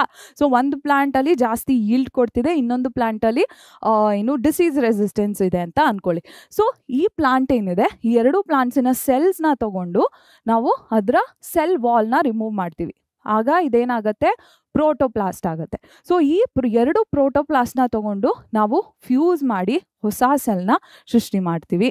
ಆಯಿತಾ ಮಕ್ಕಳೇ. ಈ ಹೊಸ ಸೆಲ್ಲಿನಿಂದ ನಾವು ಟಿಶ್ಯೂ ಕಲ್ಚರ್, ಈ ಹೊಸ ಸೆಲ್ನ ಯೂಸ್ ಮಾಡಿಕೊಂಡು ಟಿಶ್ಯೂ ಕಲ್ಚರ್ನ ನಾವು ಮಾಡಿ ಹೊಸ ಕ್ಯಾರೆಕ್ಟರಿಸ್ಟಿಕ್ ಇರುವಂತಹ ಒಂದು ಇಡೀ ಪ್ಲಾಂಟ್ ಜನರೇಷನ್ನ ಸೃಷ್ಟಿ ಮಾಡ್ತೀವಿ. ಈ ಪ್ರಾಸೆಸ್ ಏನಿದೆ ಇದನ್ನು ನಾವು ಸೊಮ್ಯಾಟಿಕ್ ಹೈಬ್ರಿಡೈಸೇಷನ್ ಅಂತ ಕರಿತೀವಿ. ಹಾಗೂ ಈ ಪ್ರಾಸೆಸ್ಸಿಂದ ಬರ್ತಿರುವಂತಹ ಪ್ಲಾಂಟ್ಸ್ನ ಸೊಮ್ಯಾಟಿಕ್ ಹೈಬ್ರಿಡ್ಸ್ ಅಂತ ಕರಿತೀವಿ. ಆಯಿತಾ ಮಕ್ಕಳೇ. ಏನಕ್ಕೆ ಸೊಮ್ಯಾಟಿಕ್? ಬಿಕಾಸ್ ಸೊಮ್ಯಾಟಿಕ್ ಸೆಲ್ಸಿಂದ ಈ ಪ್ರಾಸೆಸ್ ನಡೀತಿರೋದು, ರಿಪ್ರೊಡಕ್ಟಿವ್ ಸೆಲ್ಸಿಂದ ನಡೀತಿಲ್ಲ. This is not sexual reproduction. ಆಯಿತಾ. ಸೊ ಇಷ್ಟ ಇರುವಂತಹ ಟ್ರೇಟ್ಸ್ನ ನಾವು ಏನು ಮಾಡ್ಬೋದು? ಮರ್ಜ್ ಮಾಡ್ಬೋದು. ಇಷ್ಟ ಇರುವಂಥ ಟ್ರೇಟ್ಸ್ನ ಫ್ಯೂಸ್ ಮಾಡ್ಬೋದು ಅಥವಾ ಕಂಬೈನ್ ಮಾಡ್ಬೋದು ಯೂಸಿಂಗ್ ದಿಸ್ ಪ್ರಾಸೆಸ್. ಇದೇ ರೀತಿ ಮುಂಚೆ ಮಾಡಿದ್ರು. ಯಾವ 2 ಪ್ಲಾಂಟ್ಸಿನ ನಡುವೆ, ಟೊಮ್ಯಾಟೊ ಹಾಗೂ ಪೊಟ್ಯಾಟೊ ನಡುವೆ ಮಾಡಿದ್ರು. ಹಾಗೂ ಪ್ಲಾಂಟ್, ಹೊಸ ಜನರೇಷನ್ ಪ್ಲಾಂಟ್ ಏನಿದೆ ಇದನ್ನು ಪೊಮ್ಯಾಟೊ ಅಂತ ಕರಿತಿದ್ರು. ಅನ್ಫಾರ್ಚುನೇಟ್ಲಿ ಪೊಮ್ಯಾಟೊ ಅಲ್ಲಿ ನಮಗೆ ಬೇಕಾಗಿರುವಂತಹ ಗುಣಗಳು ಕಾಣಿಸ್ಲಿಲ್ಲ. ಸೊ ಕಮರ್ಷಿಯಲ್ ಯೂಸಿಗೆ ರಿಲೀಸ್ ಮಾಡಲಿಕ್ಕೆ ಆಗಲಿಲ್ಲ. ಆಯಿತಾ? ಸೊ ಇದು ಕೂಡ ಗೊತ್ತಿರಬೇಕು ನಿಮಗೆ. ಎಸ್, ನೆಕ್ಸ್ಟ್ ಏನು, ಜೆನೆಟಿಕಲಿ ಮಾಡಿಫೈಡ್ ಆರ್ಗ್ಯಾನಿಸಮ್ಸಿನ ಅಡ್ವಾಂಟೇಜಸ್ ಎಲ್ಲ ಹೇಳಿದ್ದೀನಿ. ಅದಾದಮೇಲೆ ಎಸ್, ಸೊ 2 ಪರ್ಟಿಕ್ಯುಲರ್ ಇನ್ಸ್ಟೆನ್ಸಸ್ ಅಥವಾ ಎಕ್ಸಾಂಪಲ್ಸ್ ಗೊತ್ತಿರಬೇಕು ನಿಮಗೆ ಅಗ್ರಿಕಲ್ಚರ್, ಬಯೋಟೆಕ್ನಾಲಜಿಕಲ್ ಅಗ್ರಿಕಲ್ಚರಲ್ಲಿ. ಆಯಿತಾ? ಸೊ ಏನಿದು BT ಕಾಟನ್ ಹಾಗೂ ನೆಕ್ಸ್ಟು RNA ಸೈಲೆನ್ಸಿಂಗ್ ಬಗ್ಗೆ ಕೂಡ ಗೊತ್ತಿರಬೇಕು. ಆಯಿತಾ? ಸೊ BT ಕಾಟನ್ ಏನು ಅಂದರೆ, ಸೊ ಕಾಟನ್ ಗಿಡಗಳಲ್ಲಿ ಏನಾಗ್ತಿತ್ತು ಮಕ್ಕಳೇ, ball worm, cotton ball worm ಅಂತ ಒಂದು ವರ್ಮ್ ಬಂದು ಕಾಟನ್ ಗಿಡನ ಹಾಳು ಮಾಡ್ತಿತ್ತು. ಆಯಿತಾ? ಸೊ ಇದಕ್ಕೆ ಒಂದು ಪರಿಹಾರನ ಪಡೀಲಿಕ್ಕೆ ಸೈಂಟಿಸ್ಟ್ ಯೋಚನೆ ಮಾಡಲಿಕ್ಕೆ ಶುರು ಮಾಡಿದ್ರು. ಸೊ ಆಗ ಅವ್ರು ಏನು ಮಾಡಿದ್ರು, ಒಂದು ಬ್ಯಾಸಿಲಸ್ ತುರಿಂಜಿಯೆನ್ಸಿಸ್, ಸ್ಪೆಲ್ಲಿಂಗ್ನ ಗಮನ ಕೊಟ್ಟು ನೋಡ್ಕೊಳ್ಳಿ, ಬ್ಯಾಸಿಲಸ್ ತುರಿನ್ GN ಸಿಸ್. ಓಕೆ, ಬ್ಯಾಸಿಲಸ್ ತುರಿಂಜಿಯೆನ್ಸಿಸ್ ಅನ್ನೋ ಒಂದು ಬ್ಯಾಕ್ಟೀರಿಯಾ ಇತ್ತು. ಆಯಿತಾ? ಸೊ ಈ ಬ್ಯಾಕ್ಟೀರಿಯಾ ಏನು ಮಾಡ್ತಿತ್ತು, ಇದನ್ನು ಪ್ರೀತಿಯಿಂದ BT ಅಂತ ಕರೀತಾರೆ, BT ಅಂತ ಕರೀತಾರೆ. ಸೊ ಈ ಬ್ಯಾಕ್ಟೀರಿಯಾ ಏನು ಮಾಡ್ತಿತ್ತು, ಒಂದು ಪ್ರೋಟೀನ್ನ ರಿಲೀಸ್ ಮಾಡ್ತಿತ್ತು. ಏನಿದು ಪ್ರೋಟೀನ್, ಇದನ್ನು BT ಟಾಕ್ಸಿನ್ ಅಂತ ಕರೀತಾರೆ. ಓಕೆನಾ? ಸೊ ಈ ಪ್ರೋಟೀನ್ ಏನಿದೆ ಇದು ಕ್ರಿಸ್ಟಲಿನ್ ಫಾರ್ಮಲ್ಲಿ ಇತ್ತು.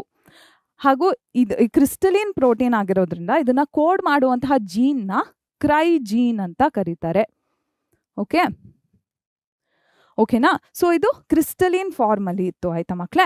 ಸೊ ಈ ಟಾಕ್ಸಿನ್ ಏನಿದೆ ಮೈಕ್ರೋಬಿಂದ ರಿಲೀಸ್ ಆದಾಗ, ಹಾಗೂ ಏನು ಈ ಕಾಟನ್ ಬಾಲ್ ವರ್ಮ್ ಏನಿದೆ ಅದು ಬ್ಯಾಸಿಲಸ್ ತುರಿಂಜಿಯೆನ್ಸಿಸ್ನ ತಿಂತಿತ್ತು. ಸೊ ಈ ಟಾಕ್ಸಿನ್ನ ಬ್ಯಾಸಿಲಸ್ ತುರಿಂಜಿಯೆನ್ಸಿಸ್ ಆ ವರ್ಮಿನ ಏನು ಬಾಡಿಯಲ್ಲಿ ರಿಲೀಸ್ ಮಾಡ್ತಿತ್ತು, ಡೈಜೆಸ್ಟಿವ್ ಸಿಸ್ಟಮಲ್ಲಿ ರಿಲೀಸ್ ಮಾಡ್ತಿತ್ತು.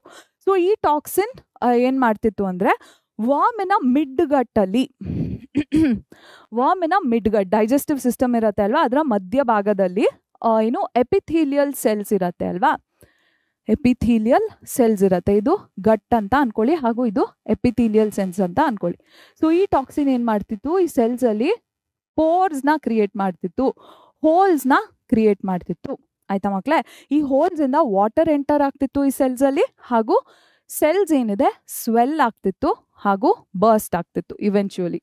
ಅಂದರೆ ಸೆಲ್ಸಲ್ಲಿ ಲೈಸಿಸ್ ಆಗ್ತಿತ್ತು. ಆಯಿತಾ? ಸೊ ಈಗ ಏನು ಸೈಂಟಿಸ್ಟ್ ಯೋಚನೆ ಮಾಡಿದ್ರು, ಈ ವರ್ಮ್ ರಿಲೀಸ್ ಮಾಡ್ತಿರುವಂತಹ ಈ ಟಾಕ್ಸಿನ್ನ ಕೋಡ್ ಮಾಡುವಂಥ ಕ್ರೈ ಜೀನ್ಸ್ನ ನಾವು ಏನಕ್ಕೆ ಪ್ಲಾಂಟಲ್ಲಿ ಹಾಕಬಾರ್ದು, ಕಾಟನಲ್ಲಿ ಏನಕ್ಕೆ ಹಾಕಬಾರ್ದು ಅಂತ ಯೋಚನೆ ಮಾಡಿದ್ರು. ಆಯಿತಾ? ಸೊ ಈ BT ಜೀನ್ ಏನಿದೆ, ಈ ಕ್ರೈ ಜೀನ್ ಏನಿದೆ ಅದನ್ನು ತೆಗೆದು ಕಾಟನ್ ಪ್ಲಾಂಟಿಗೆ ಹಾಕಿದ್ರು. ಆಯಿತಾ ಮಕ್ಕಳೇ? ಈಗ ಇನ್ನೊಂದಷ್ಟು ಕ್ವೆಶನ್ಸ್ ನೀವೇನು ತಿಳ್ಕೊಬೇಕು ಅಂದರೆ, ನೀವು ಅನ್ಕೋತೀರಾ BT ಟಾಕ್ಸಿನ್ ಏನಿದೆ ಬ್ಯಾಕ್ಟೀರಿಯಾ ರಿಲೀಸ್ ಮಾಡ್ತಿದೆ, ಬಟ್ ಬ್ಯಾಕ್ಟೀರಿಯಾ ಬಾಡಿಯಲ್ಲಿ BT ಟಾಕ್ಸಿನ್ ಏನಕ್ಕೆ ಯಾವುದೇ ಎಫೆಕ್ಟ್ನ ತೋರಿಸಲ್ಲ, ಅಥವಾ ಪ್ಲಾಂಟ್ ಬಾಡಿಯಲ್ಲಿ ಏನಕ್ಕೆ BT ಟಾಕ್ಸಿನ್ ಎಫೆಕ್ಟ್ನ ತೋರಿಸಲ್ಲ ಅಂದರೆ, ಪ್ಲಾಂಟ್ ಬಾಡಿ ಆರ್ ಬ್ಯಾಕ್ಟೀರಿಯಾ ಬಾಡಿಯಲ್ಲಿ BT ಟಾಕ್ಸಿನ್ ಇದ್ದಾಗ ಯಾವ ಫಾರ್ಮಲ್ಲಿ ಇರುತ್ತೆ, ಇನ್ಆಕ್ಟಿವ್ ಪ್ರೋಟಾಕ್ಸಿನ್ ಫಾರ್ಮಲ್ಲಿ ಇರುತ್ತೆ. ಸೊ ಇದು ಆಕ್ಟಿವಿಟಿ ಇಲ್ಲದಿರುವಂತಹ ಒಂದು ಸ್ಟೇಟಲ್ಲಿ ಇರುತ್ತೆ. ಇದು ಯಾವಾಗ ಆಕ್ಟಿವೇಟ್ ಆಗುತ್ತೆ ಅಂದರೆ, ಇಲ್ಲಿ ಏನು ನಮ್ಮ ಕಾಟನ್ ಬಾಲ್ ವರ್ಮ್ ಇರುತ್ತೆ ಅಲ್ವಾ, ಸೊ ಅದರ ಹೊಟ್ಟೆಯಲ್ಲಿ ಆಲ್ಕಲೈನ್ pH ಇರುತ್ತೆ. ಓಕೆ, ಬೇಸಿಕ್ pH ಇರುತ್ತೆ. ಸೊ ಈ pH ಅಲ್ಲಿ ಮಾತ್ರ ನಮ್ಮ BT ಟಾಕ್ಸಿನ್ ಏನಿದೆ ಅದು effective toxin or active toxin ಆಗಿ ಕನ್ವರ್ಟ್ ಆಗುತ್ತೆ. ಆಯಿತಾ ಮಕ್ಕಳೇ? ಸೊ ಈ ಒಂದು ಇಂಪಾರ್ಟೆಂಟ್ ಇನ್ಫಾರ್ಮೇಷನ್ ನಿಮಗೆ ಗೊತ್ತಿರಬೇಕು. ಆಯಿತಾ? ಇನ್ನೊಂದೇನು ಗೊತ್ತಿರಬೇಕು ಅಂದರೆ, ನಮ್ಮ ಕ್ರೈ ಜೀನ್ ಏನಿದೆ ಅಲ್ವಾ ಮಕ್ಕಳೇ, ಸೊ ಕ್ರೈ ಜೀನ್ ಏನಿದೆ ಅದು ಎಲ್ಲ ವರ್ಮ್ಸಿಗೂ ವರ್ಕ್ ಆಗಲ್ಲ, ಎಲ್ಲ BT ಟಾಕ್ಸಿನ್ ಎಲ್ಲ ವರ್ಮ್ಸಿಗೂ ವರ್ಕ್ ಆಗಲ್ಲ. ಕ್ರೈ ಜೀನ್ ಒಂದಷ್ಟು ಪರ್ಟಿಕ್ಯುಲರ್ ಆರ್ಡರ್ ಆಫ್ ಇನ್ಸೆಕ್ಟ್ಸ್ ಮೇಲೆ ಮಾತ್ರ ವರ್ಕ್ ಆಗೋದು, ಪರ್ಟಿಕ್ಯುಲರ್ ಆರ್ಡರ್ಸ್ ಆಫ್ ಏನು ಇನ್ಸೆಕ್ಟ್ಸ್. ಸೊ ಎಲ್ಲ ಇನ್ಸೆಕ್ಟ್ಸ್ ಏನಿದಾವೆ ಇವು ಆರ್ಥ್ರೋಪಾಡ್ಸ್ ಆಗಿರ್ತವೆ. ಆಯಿತಾ? ಸೊ ಆರ್ಥ್ರೋಪಾಡ್ಸ್ ಅಡಿಗೆ ಈ ಆರ್ಡರ್ಸ್ ಮೇಲೆ ಮಾತ್ರ ಕ್ರೈ ಜೀನ್ ವರ್ಕ್ ಆಗೋದು. ಯಾವುದಿದು? ಲೆಪಿಡಾಪ್ಟೆರನ್ಸ್, ಕೋಲಿಯಾಪ್ಟೆರನ್ಸ್ ಹಾಗೂ ಡಿಪ್ಟೆರನ್ಸ್. ಹಾಗೂ ಇದರ ಅಡಿ ಕೂಡ ಎಕ್ಸಾಂಪಲ್ಸ್ ಇರುತ್ತೆ. ಏನಿದು ನಾನು ಹೇಗೆ ನೆನ್ಪಿಟ್ಕೋತಿದ್ದೆ ಅಂದರೆ, ಇಲ್ಲಿ LCD BMW ಅಂತ ನೆನ್ಪಿಟ್ಕೋತಿದ್ದೆ.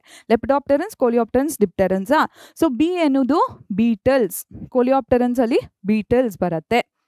ಓಕೆ, ನೆಕ್ಸ್ಟು ಡಿ ಅಲ್ಲಿ ಮಸ್ಕಿಟೋಸ್ ಹಾಗೂ ಫ್ಲೈಸ್. ಡಿಪ್ಟೆರೆನ್ಸಲ್ಲಿ ಮಸ್ಕಿಟೋಸ್ ಹಾಗೂ ಫ್ಲೈಸ್ ಬರುತ್ತೆ. ಎಲ್ ಅಲ್ಲಿ ವರ್ಮ್ಸ್ ಬರುತ್ತೆ. ಯಾವುದಿದು ನಮ್ಮ ಆರ್ಮಿ ವರ್ಮ್ ಹಾಗೂ ಟೊಬ್ಯಾಕೋ ಬಡ್ ವರ್ಮ್ಸ್ ಬರುತ್ತೆ. ಯಾವುದರಲ್ಲಿ ಲೆಪಿಡಾಪ್ಟೆರೆನ್ಸಲ್ಲಿ. ಓಕೆ, ಸೊ ಈ ಆರ್ಡರ್ ಆಫ್ ಇನ್ಸೆಕ್ಟ್ಸ್ ಮೇಲೆ ಮಾತ್ರ, ಈ ಆರ್ಡರ್ ಆಫ್ ಆರ್ಥ್ರೋಪಾಡ್ಸ್ ಮೇಲೆ ಮಾತ್ರ ನಮ್ಮ ಕ್ರೈಜೀನ್ ವರ್ಕ್ ಆಗೋದು. ಆಯಿತಾ?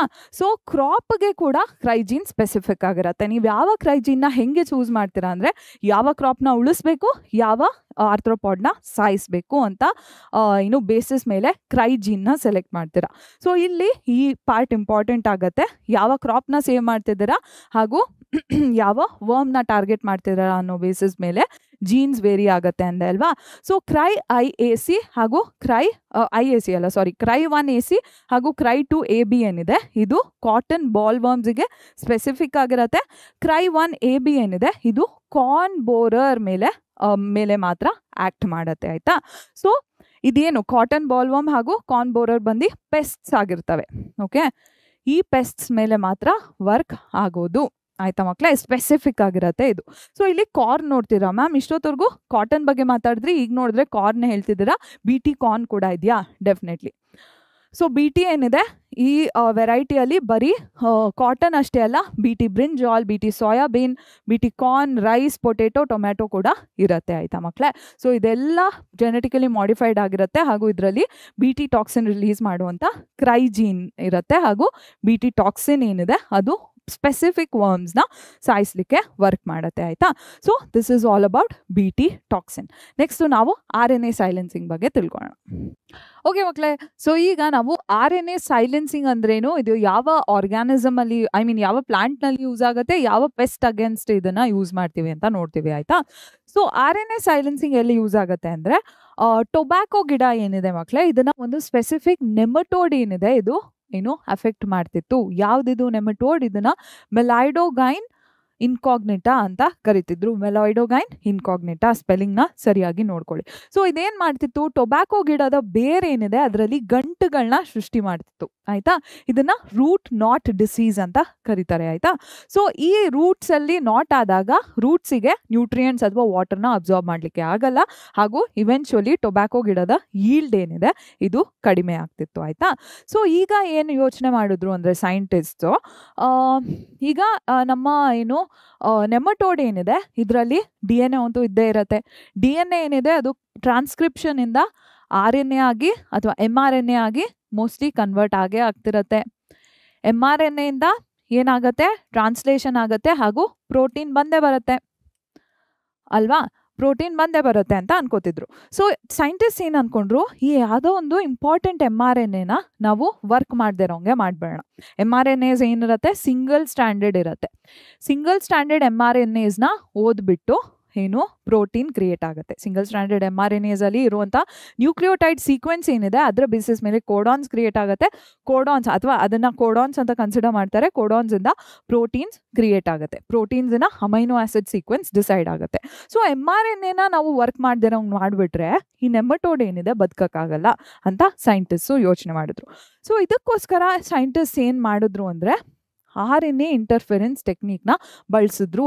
RNA ಇಂಟರ್ಫೆರೆನ್ಸ್ ಟೆಕ್ನಿಕ್ನ ಹೇಗೆ ಬಳಸಿದ್ರು ಅಂದರೆ, ನಮ್ಮ ಟೊಬ್ಯಾಕೋ ಗಿಡ ಏನಿದೆ ಮಕ್ಕಳೇ ಅದರಲ್ಲಿ ಜೀನ್ಸ್ನ ಇನ್ಸರ್ಟ್ ಮಾಡಿದ್ರು. ಏನನ್ನ ಯೂಸ್ ಮಾಡಿಕೊಂಡು ಪ್ಲಾಂಟ್ಸಲ್ಲಿ ಬಯೋಟೆಕ್ ಮಾಡ್ತಿದ್ದೀವಿ ಅಂದರೆ, ಜೀನ್ ಮಾಡಿಫಿಕೇಶನ್ ಮಾಡ್ತಿದ್ದೀವಿ ಅಂದರೆ ಅಗ್ರೋಬ್ಯಾಕ್ಟೀರಿಯಂ ಟ್ಯೂಮಿಫೇಸಿಯನ್ಸ್ನೇ ಯೂಸ್ ಮಾಡ್ಕೊಳ್ಳೋದು ಆ್ಯಸ್ ವೆಕ್ಟರ್ಸ್ ಅಲ್ವಾ. ಸೊ ಈ ಅಗ್ರೋಬ್ಯಾಕ್ಟೀರಿಯಂನ ಯೂಟಿಲೈಸ್ ಮಾಡಿಕೊಂಡು ಯಾವ ರೀತಿಯ ಜೀನ್ಸ್ನ ಟೊಬ್ಯಾಕೋ ಗಿಡದಲ್ಲಿ ಇನ್ಸರ್ಟ್ ಮಾಡಿದ್ರು ಅಂದರೆ, ಆ ಜೀನ್ಸಿಂದ ಡಬಲ್ ಸ್ಟ್ಯಾಂಡರ್ಡ್ RNA ಕ್ರಿಯೇಟ್ ಆಗ್ತಿತ್ತು. ಇದನ್ನು ನಾವು dsRNA ಅಂತ ಕರಿತೀವಿ. ಇದು ಇಂಪಾರ್ಟೆಂಟ್. RNA ಸೈಲೆನ್ಸಿಂಗಲ್ಲಿ ಏನು ಥರ ಜೆನೆಟಿಕ್ ಮೆಟೀರಿಯಲ್ ಯೂಸ್ ಆಗುತ್ತೆ ಅಂತ ಕೇಳ್ತಾರೆ, ನೀವು dsRNA ಅಂತ ಬರಿಬೇಕಾಗತ್ತೆ. ಆಯಿತಾ? ಸೊ dsRNA ಏನಿದೆ ಮಕ್ಕಳೇ ಇದನ್ನು cDNAನ ಎಲ್ಲ ಬಳಸ್ಕೊಂಡು ಕ್ರಿಯೇಟ್ ಮಾಡ್ತಿದ್ರು. ಆಯಿತಾ? ಅಂದರೆ ಜೀನ್ನ cDNA ಎಲ್ಲ ಯೂಟಿಲೈಸ್ ಮಾಡ್ಕೊಂಡು ಕ್ರಿಯೇಟ್ ಮಾಡ್ತಿದ್ರು. ಬಟ್ ಫಾರ್ ನಾವ್ ಯು ಕ್ಯಾನ್ ಜಸ್ಟ್ ಅಂಡರ್ಸ್ಟ್ಯಾಂಡ್ ಯಾವ ರೀತಿಯ ಜೀನ್ಸ್ ಇನ್ಸರ್ಟ್ ಮಾಡಿದ್ರು ಅಂದರೆ dsRNA ಕ್ರಿಯೇಟ್ ಆಗುವಂಗೆ ಇನ್ಸರ್ಟ್ ಮಾಡಿದ್ರು. ಆಯಿತಾ? ಸೊ dsRNA ಸ್ಪೆಷಾಲಿಟಿ ಏನು ಅಂದರೆ, ಇದು ಬಂದು ಪ್ಲಾಂಟಲ್ಲಿ ಕ್ರಿಯೇಟ್ ಆಗಿರುತ್ತೆ ಡಬಲ್ ಸ್ಟ್ಯಾಂಡರ್ಡ್ RNA. ಹಾಗೂ ಇದರ ಸೀಕ್ವೆನ್ಸ್ ಏನಿದೆ ಅದು ನಮ್ಮ ವರ್ಮಲ್ಲಿ ಇರುವಂತಹ mRNAಗೆ ಸಿಮಿಲರ್ ಆಗಿರುತ್ತೆ. ಆಯಿತಾ, ವರ್ಮಲ್ಲಿ ಇರುವಂಥ ಒಂದು ಸ್ಟ್ರ್ಯಾಂಡ್ ಏನಿದೆ ಅದು ವರ್ಮಲ್ಲಿರುವಂಥ mRNAಗೆ ಸಿಮಿಲರ್ ಆಗಿರುತ್ತೆ. ಸೊ ಈ ಸ್ಟ್ರ್ಯಾಂಡ್ ಹೋಗಿ ಈ mRNA ಒಟ್ಟಿಗೆ ಬೈಂಡ್ ಮಾಡಿಬಿಟ್ರೆ mRNA ಏನಿದೆ ಅದರಲ್ಲಿ ಅದನ್ನು ಯೂಸ್ ಮಾಡಿಕೊಂಡು ಪ್ರೋಟೀನ್ ಕ್ರಿಯೇಟ್ ಮಾಡಲಿಕ್ಕೆ ಆಗಲ್ಲ. ಸೊ ವರ್ಮ್ ಏನಿದೆ ಇದಕ್ಕೆ ಬೇಕಾಗಿರುವಂತಹ ಪ್ರೋಟೀನ್ ಕ್ರಿಯೇಟ್ ಆಗಲ್ಲ. ಸೊ ಆಗ ಇವೆಂಚುಲಿ ವರ್ಮ್ ಏನಿದೆ ಅದಕ್ಕೆ ಜಾಸ್ತಿ ಸಮಯ ಬದುಕಿರ್ಲಿಕ್ಕೆ ಆಗಲ್ಲ. ಆಯಿತಾ ಮಕ್ಕಳೇ, ಓಕೆನಾ? ಸೊ ಈ ರೀತಿಯಲ್ಲಿ ಈ ಪ್ರಾಸೆಸ್ ಏನಿದೆ ಇದನ್ನು ನಾವು RNA ಇಂಟರ್ಫೆರೆನ್ಸ್ ಅಥವಾ RNA ಸೈಲೆನ್ಸಿಂಗ್ ಅಂತ ಕರಿತೀವಿ. ಯಾಕಂದರೆ RNA ಕೆಲಸ ಏನು? ಪ್ರೋಟೀನ್ನ ಕ್ರಿಯೇಟ್ ಮಾಡೋದು. ಆ ಪ್ರೋಟೀನ್ನ ಕ್ರಿಯೇಟ್ ಮಾಡದಿರೋಂಗೆ RNAನ ಬಾಯಿ ಮುಚ್ಕೊಂಡಿರು, ಚುಪ್ ಚಾಪಾಗಿರು ಅಂತ ನಾವು ಕನ್ವರ್ಟ್ ಮಾಡಿಬಿಡ್ತಿದ್ದೀವಿ ಅಲ್ವಾ? ಸೊ ಇದಕ್ಕೆ ಇದನ್ನ RNA ಸೈಲೆನ್ಸಿಂಗ್ ಅಂತ ಕೂಡ ಕರೀತಾರೆ. ಓಕೆನಾ? ಸೊ ಈ ರೀತಿಯ ಕಾಂಪ್ಲಿಮೆಂಟ್ರಿ RNAನ ಹೇಗೆ ನಾವು ಪ್ಲಾಂಟಿಗೆ ಟ್ರಾನ್ಸ್ಫರ್ ಮಾಡ್ಬೋದು? ಇದರ್ ಯುಟಿಲೈಸಿಂಗ್ ಅಗ್ರೋಬ್ಯಾಕ್ಟೀರಿಯಂ ಟ್ಯೂಮಿಫೇಸಿಯನ್ಸ್ ವೆಕ್ಟರ್ನ ಬಳಸ್ಕೊಂಡು ಮಾಡ್ಬೋದು, ಅಥವಾ RNA ವೈರಸ್ನ ಬಳಸ್ಕೊಂಡು ಮಾಡ್ಬೋದು, ಅಥವಾ mobile genetic material, mobile DNA element ಟ್ರಾನ್ಸ್ಪೋಸಾನ್ಸ್ನ ಯುಟಿಲೈಸ್ ಮಾಡಿಕೊಂಡು ಮಾಡ್ಬೋದು. ಸೊ 3 ವೇಸಲ್ಲಿ ನಾವು ಏನು RNAನ ಬೇಕಾಗಿರೋ ಜೀನ್ ಆಫ್ ಇಂಟ್ರೆಸ್ಟನ್ನ ನಮ್ಮ ಟೊಬ್ಯಾಕೊ ಪ್ಲಾಂಟಿಗೆ ಟ್ರಾನ್ಸ್ಫರ್ ಮಾಡ್ಬೋದು. ಆಯಿತಾ ಮಕ್ಕಳೇ? So this is all about RNA interference. Yes, important point ಏನು ಅಂದರೆ ಇದು ಯೂಕ್ಯಾರಿಯೋಟ್ಸಲ್ಲಿ. ಯೂಕ್ಯಾರಿಯೋಟ್ಸ್ ಅಂದರೆ ಮುನೇರಾ ಬಿಟ್ಟು ಪ್ರೊಟಿಸ್ಟಾ, ಫಂಗೈ ಇದೆಲ್ಲ ಯೂಕ್ಯಾರಿಯೋಟ್ಸ್ ಅಲ್ವಾ, ಪ್ಲಾಂಟ್ಸು ಆ್ಯನಿಮಲ್ಸ್ ಎಲ್ಲ. ಸೊ ಇದರಲ್ಲಿ ಒಂದು ನ್ಯಾಚುರಲ್ ಡಿಫೆನ್ಸ್ ಮೆಕ್ಯಾನಿಸಮ್ ಆಗಿರುತ್ತೆ ಇದು RNA ಇಂಟರ್ಫೆರೆನ್ಸ್. ಓಕೆನಾ? ಇದನ್ನೇ ಯುಟಿಲೈಸ್ ಮಾಡಿಕೊಂಡು ಟೊಬ್ಯಾಕೊ ಗಿಡನ ಸೈಂಟಿಸ್ಟು ಸೇವ್ ಮಾಡಲಿಕ್ಕೆ ಶುರು ಮಾಡಿದ್ರು. ಓಕೆ, ನೆಕ್ಸ್ಟ್ ಏನು ನೋಡೋಣ? RNA ಬೇಸ್ಡ್ ಇಂಟರ್ಫೆರೆನ್ಸ್ ಎಲ್ಲ ಗೊತ್ತಾಯಿತು ನಿಮಗೆ. ಎಸ್, ಈ ಪ್ರಾಸೆಸ್ ನೋಡಿದ್ವಿ, ಇದು ಅರ್ಥ ಆಗಿದೆ. ನೆಕ್ಸ್ಟು ಇದು ಕೂಡ ಅರ್ಥ ಆಗಿದೆ. ಎಸ್, ಈಗ ಮೆಡಿಸನ್ನಲ್ಲಿ ರಿಕಾಂಬಿನೆಂಟ್ DNA ಟೆಕ್ನಾಲಜಿ ಹೇಗೆ ವರ್ಕ್ ಆಗುತ್ತೆ ಅಂತ ನೋಡೋಣ. ಸೊ ಮೆಡಿಸಿನ್ಸ್ ಯೂಶಲಿ ಏನು ಮಾಡ್ತಿದ್ರು, ನಾನ್ ಹ್ಯೂಮನ್ ಬೇಸ್ಡ್ ಸೋರ್ಸಸ್ಸಿಂದ ಮೆಡಿಸಿನ್ಸ್ನ ತೊಗೊಂಡ್ರೆ, ಮನುಷ್ಯರಲ್ಲದೆ ಬೇರೆ ರೀತಿಯ ಆರ್ಗ್ಯಾನಿಸಮ್ಸಿಂದ ಮೆಡಿಸಿನಲ್ ಪ್ರಾಡಕ್ಟ್ಸ್ನ ನಾವು ಹ್ಯೂಮನ್ ಬಾಡಿಗೆ ಇಂಟ್ರೊಡ್ಯೂಸ್ ಮಾಡಿದಾಗ ಹ್ಯೂಮನ್ ಬಾಡಿಯಲ್ಲಿ ಇಮ್ಯೂನ್ ರೆಸ್ಪಾನ್ಸು ಅತಿ ತೀವ್ರವಾಗಿ ಇರಬಹುದು, ಅಥವಾ ಹ್ಯೂಮನ್ ಬಾಡಿಗೆ ಆ ಮೆಡಿಸಿನ್ ಏನಿದೆ ಅದು ಸೆಟ್ ಆಗದೆ ಇರಬಹುದು. ಇನ್ಸ್ಟೆಡ್ ಹ್ಯೂಮನ್ ಬಾಡಿಯಲ್ಲಿ ಇರುವಂತಹ ಪ್ರಾಡಕ್ಟ್, ಯಾವ ಹ್ಯೂಮನಲ್ಲಿ ಯಾವ ಪ್ರಾಡಕ್ಟ್ ಇಲ್ವೋ, ಯಾವ ಬಯೋಲಾಜಿಕಲ್ ಪ್ರಾಸೆಸ್ ನಡೀತಿಲ್ವೋ ಆ ಪ್ರಾಡಕ್ಟ್ನ ಆಚೆ ಸಿಂಥಸೈಸ್ ಮಾಡಿ ಬೇರೆ ಹ್ಯೂಮನ್ ಬೇಸ್ಡ್ ಪ್ರಾಡಕ್ಟ್ನೇ ಹ್ಯೂಮನ್ ಬಾಡಿಯಿಂದ ಹೊರಗೆ ಅಂದರೆ ಇನ್ ವಿಟ್ರೋ ಸಿಂಥಸೈಸ್ ಮಾಡಿ ವಾಪಸ್ ಹ್ಯೂಮನ್ ಬಾಡಿಗೆ ಅಡ್ಮಿನಿಸ್ಟರ್ ಮಾಡಿದಾಗ ಯಾವುದೇ ರೀತಿ ಇಮ್ಯೂನ್ ರೆಸ್ಪಾನ್ಸ್ ಟ್ರಿಗರ್ ಆಗಲ್ಲ, ಯಾಕಂದರೆ ಅದು ಹ್ಯೂಮನ್ ಪ್ರಾಡಕ್ಟೇ ಆಗಿರುತ್ತೆ. ಸೊ ಈ ರೀತಿ ಹ್ಯೂಮನ್ ಪ್ರಾಡಕ್ಟ್ಸ್ನ outside the human body grow ಮಾಡಬೇಕು ಅಂದರೆ RDNA ಟೆಕ್ನಾಲಜಿ ಯೂಟಿಲೈಸ್ ಆಗುತ್ತೆ, ಅಂದರೆ ಬಯೋಟೆಕ್ನಾಲಜಿ ಯೂಟಿಲೈಸ್ ಆಗುತ್ತೆ. ಸೊ ಕರೆಂಟ್ಲಿ ನಮ್ಮ ಇಡೀ ಜಗತ್ತಿನಲ್ಲಿ 30 ರಿಕಾಂಬಿನೆಂಟ್ ಡ್ರಗ್ಸು ಮಾರ್ಕೆಟಲ್ಲಿದೆ. ಓಕೆನಾ? ಬಟ್ ಇಂಡಿಯಾದಲ್ಲಿ 12 ರಿಕಾಂಬಿನೆಂಟ್ ಡ್ರಗ್ಸ್ ಏನಿದೆ ಮಾರ್ಕೆಟಲ್ಲಿ ಇದೆ. ಆಯಿತಾ? ಸೊ ಇದರಲ್ಲಿ ಫಸ್ಟ್ ಮೋಸ್ಟ್ ಇಂಪಾರ್ಟೆಂಟ್ ಪ್ರಾಡಕ್ಟ್ ಅಂದರೆ ಹ್ಯೂಮನ್ ಇನ್ಸುಲಿನ್. ಆಯಿತಾ ಮಕ್ಕಳೇ? ಇನ್ಸುಲಿನ್ನ ವರ್ಕ್ ಏನು ನೆನ್ಪು ಮಾಡ್ಕೊಳ್ಳಿ. ಇನ್ಸುಲಿನ್ ಏನಿದೆ ಬ್ಲಡ್ ಶುಗರ್ ಲೆವೆಲ್ಸ್ನ ಕಂಟ್ರೋಲ್ ಮಾಡುತ್ತೆ. Insulin is a hormone, and ಈ ಹಾರ್ಮೋನ್ ಬೀಟಾ ಸೆಲ್ಸ್ ಆಫ್ ಪ್ಯಾನ್ಕ್ರಿಯಾಸಿಂದ ರಿಲೀಸ್ ಆಗುತ್ತೆ, ಹಾಗೂ ಇದು ಬ್ಲಡ್ ಶುಗರ್ ಲೆವೆಲ್ಸ್ನ ಕಂಟ್ರೋಲ್ ಮಾಡುತ್ತೆ. ಇನ್ಸುಲಿನ್ ಕಡಿಮೆ ಆದರೆ ಬ್ಲಡ್ ಶುಗರ್ ಲೆವೆಲ್ಸ್ ಏನಿದೆ ಜಾಸ್ತಿ ಆಗುತ್ತೆ. ಸೊ ಡಿಸೀಸ್ ಏನಿದೆ ಇದನ್ನ ಹ್ಯೂಮನ್ ಬ್ಲಡ್ ಶುಗರ್ ಲೆವೆಲ್ ಜಾಸ್ತಿ ಆಗುವಂಥ ಡಿಸೀಸ್ನ ಡಯಾಬಿಟಿಸ್ ಮೆಲೈಟಸ್ ಅಂತ ಕರಿತೀವಿ. ಆಯಿತಾ? ಸೊ ಡಯಾಬಿಟಿಸ್ ಮೆಲೈಟಸ್ ಅಲ್ಲಿ 2 ಟೈಪ್ಸ್ ಇರುತ್ತೆ. ಫಸ್ಟ್ ಟೈಪಲ್ಲಿ ಇನ್ಸುಲಿನ್ ಪ್ರೊಡ್ಯೂಸೇ ಆಗಲ್ಲ, ಜಾಸ್ತಿ ಮಟ್ಟಕ್ಕೆ ಪ್ರೊಡ್ಯೂಸ್ ಆಗಲ್ಲ. ಸೆಕೆಂಡ್ ಟೈಪಲ್ಲಿ ಇನ್ಸುಲಿನ್ ಪ್ರೊಡ್ಯೂಸ್ ಆಗ್ತಿದ್ರು ಅದು ಬಾಡಿ ಯೂಟಿಲೈಸ್ ಮಾಡ್ಕೊಳ್ಳೋಕ್ಕೆ ಆಗ್ತಿರಲ್ಲ ಇನ್ಸುಲಿನ್ನ. ಆಯಿತಾ? ಸೊ 2 ಸಿನಾರಿಯೋಲಿ ಬ್ಲಡ್ ಶುಗರ್ ಲೆವೆಲ್ಸ್ ಜಾಸ್ತಿ ಆಗುತ್ತೆ. ಸೊ ಇದಕ್ಕೋಸ್ಕರ ಸೈಂಟಿಸ್ಟ್ ಏನು ಅಂದ್ಕೊಂಡ್ರು, ಹ್ಯೂಮನ್ ಇನ್ಸುಲಿನ್ ಯಾವ ಮನುಷ್ಯರಲ್ಲಿ ಇನ್ಸುಲಿನ್ ಪ್ರೊಡ್ಯೂಸ್ ಆಗ್ತಿಲ್ವೋ ಹ್ಯೂಮನ್ ಇನ್ಸುಲಿನ್ನ ಹೊರಗೆ ನಾವು ಪ್ರೊಡ್ಯೂಸ್ ಮಾಡಿ ಆ ಹ್ಯೂಮನ್ ಇನ್ಸುಲಿನ್ನ ಆ ಮನುಷ್ಯರೊಳಗೆ ಇಂಜೆಕ್ಟ್ ಮಾಡೋಣ ಅಂತ ಅನ್ಕೋತಿದ್ರು. ಆಯಿತಾ? ಮುಂಚೆ ಎಲ್ಲ ಏನು ಮಾಡ್ತಿದ್ರು, ಈ ದನಗಳು ಹಾಗೂ ಹಂದಿಗಳಲ್ಲಿ ಪ್ರೊಡ್ಯೂಸ್ ಆಗುವಂಥ ಇನ್ಸುಲಿನ್ನ ಆ ದನಗಳು ಹಾಗೂ ಹಂದಿಗಳನ್ನ ಸಾಯಿಸ್ಬಿಟ್ಟು ಅವರ ಇನ್ಸುಲಿನ್ನ ನಮ್ಮ ಬಾಡಿಗೆ ಇನ್ಸರ್ಟ್ ಮಾಡ್ತಿದ್ರು ಆಯಿತಾ, ಇಂಜೆಕ್ಟ್ ಮಾಡ್ತಿದ್ರು. ಬಟ್ ಅದು ಇಮ್ಯೂನ್ ರಿಯಾಕ್ಷನ್ಸ್ನ ಟ್ರಿಗರ್ ಮಾಡ್ತಿತ್ತು, ಬಾಡಿ ಅಕ್ಸೆಪ್ಟ್ ಮಾಡ್ಕೋತಿರ್ಲಿಲ್ಲ. ಸೊ ಇನ್ಸ್ಟೆಡ್ ನಾವು RDNA ಟೆಕ್ನಾಲಜಿನ ಬಳಸ್ಕೊಂಡು ಹ್ಯೂಮನ್ ಇನ್ಸುಲಿನ್ನ ಪ್ರೊಡ್ಯೂಸ್ ಮಾಡಲಿಕ್ಕೆ ಶುರು ಮಾಡಿದ್ವಿ ಆಯಿತಾ ಮಕ್ಕಳೇ. ಆ್ಯಂಡ್ ಈ human insulin most of the times all the time injections ಆಗಿ ಕೊಡ್ತಾರೆ, ಟ್ಯಾಬ್ಲೆಟ್ಸ್ ಅಥವಾ ಪಿಲ್ಸ್ ರೀತಿಯಲ್ಲಿ ಕೊಡಲ್ಲ. ಯಾಕಂದರೆ ಇನ್ಸುಲಿನ್ ಪೆಪ್ಟೈಡ್ ಹಾರ್ಮೋನ್ ಆಗಿರೋದ್ರಿಂದ ಸ್ಟಮಕ್ ಆ್ಯಸಿಡ್ ಏನಿದೆ ಅದು ಸ್ಟಮಕ್ ಆ್ಯಸಿಡ್ ಅಲ್ಲ, ಸ್ಟಮಕಲ್ಲಿ ಇರುವಂಥ ಪೆಪ್ಸಿನ್ ಎನ್ಸೈಮ್ ಏನಿದೆ ಅದು ಪ್ರೋಟೀನ್ನ ಬ್ರೇಕ್ ಡೌನ್ ಮಾಡಿಬಿಡುತ್ತೆ ಆಯಿತಾ. ಓಕೆ, ಸೊ ಈ ಹ್ಯೂಮನ್ ಇನ್ಸುಲಿನ್ ಏನಿದೆ ಅದರ ಸ್ಟ್ರಕ್ಚರ್ ಬಗ್ಗೆ ನಿಮಗೆ ಮಾಹಿತಿ ಇರಬೇಕು. ಇನ್ಸುಲಿನಲ್ಲಿ ಪ್ರೋ ಇನ್ಸುಲಿನ್ ಅಂತ ಇರುತ್ತೆ ಹಾಗೂ ಮೆಚೋರ್ ಇನ್ಸುಲಿನ್ ಅಂತ ಇರುತ್ತೆ ಆಯಿತಾ. ಸೊ ಪ್ರೋ ಇನ್ಸುಲಿನ್ ಏನು, ಇದು ಇನ್ಆಕ್ಟಿವ್ ಫಾರ್ಮ್ ಆಯಿತಾ, ಇನ್ಆಕ್ಟಿವ್ ಫಾರ್ಮ್. ಈ ಪ್ರೋ ಇನ್ಸುಲಿನಲ್ಲಿ 3 ಚೈನ್ ಇರ್ತವೆ, A, B ಹಾಗೂ ಚೈನ್ ಇರ್ತವೆ. ಈ ಚೈನಿಂದ, ಈ ಪ್ರೋ ಇನ್ಸುಲಿನಿಂದ C ಚೈನ್ನ ರಿಮೂವ್ ಮಾಡಿದಾಗ ನಮಗೆ ಮೆಚೋರ್ ಇನ್ಸುಲಿನ್ ಸಿಗತ್ತೆ, ಮೆಚೋರ್ ಇನ್ಸುಲಿನ್ ಸಿಗತ್ತೆ. ಓಕೆನಾ ಮಕ್ಕಳೇ. ಸೊ ಫಸ್ಟ್ ಏನು ಮಾಡಿದ್ರು, ಈಕೋಲೈ ಬ್ಯಾಕ್ಟೀರಿಯಾ ಅಲ್ಲಿ ಇನ್ಸುಲಿನ್ಗೆ ಬೇಕಾಗಿರೋಂಥ ಜೀನ್ನ ಇನ್ಸರ್ಟ್ ಮಾಡಿ ಮೆಚೋರ್ ಇನ್ಸುಲಿನ್ ಸಿಗತ್ತೆ ಅಂತ ಅಂದ್ಕೊಂಡ್ರು. ಬಟ್ ಈಕೋಲೈ ಬ್ಯಾಕ್ಟೀರಿಯಾಗೆ C ಪೆಪ್ಟೈಡ್ನ ರಿಮೂವ್ ಮಾಡಿಬಿಟ್ಟು ಮೆಚೋರ್ ಇನ್ಸುಲಿನ್ನ ಕ್ರಿಯೇಟ್ ಮಾಡಲಿಕ್ಕೆ ಆಗಲಿಲ್ಲ ಆಯಿತಾ. ಸೊ ಇನ್ನೊಂದು ನಮ್ಮ ಇನ್ಸುಲಿನ್ ಬಗ್ಗೆ ಇನ್ನೊಂದೇನು ಗೊತ್ತಿರಬೇಕು, A ಹಾಗೂ B ಚೈನ್ ನಡುವೆ ಡೈಸಲ್ಫೈಡ್ ಬ್ರಿಡ್ಜಸ್ ಅಥವಾ ಡೈಸಲ್ಫೈಡ್ ಬಾಂಡ್ಸ್ ಇರುತ್ತೆ ಆಯಿತಾ ಮಕ್ಕಳೇ. ಸೊ ಇದನ್ನು ಕೂಡ ಕ್ರಿಯೇಟ್ ಮಾಡಬೇಕಿತ್ತು ಇನ್ ಮೆಚೋರ್ ಇನ್ಸುಲಿನ್ ಆಯಿತಾ.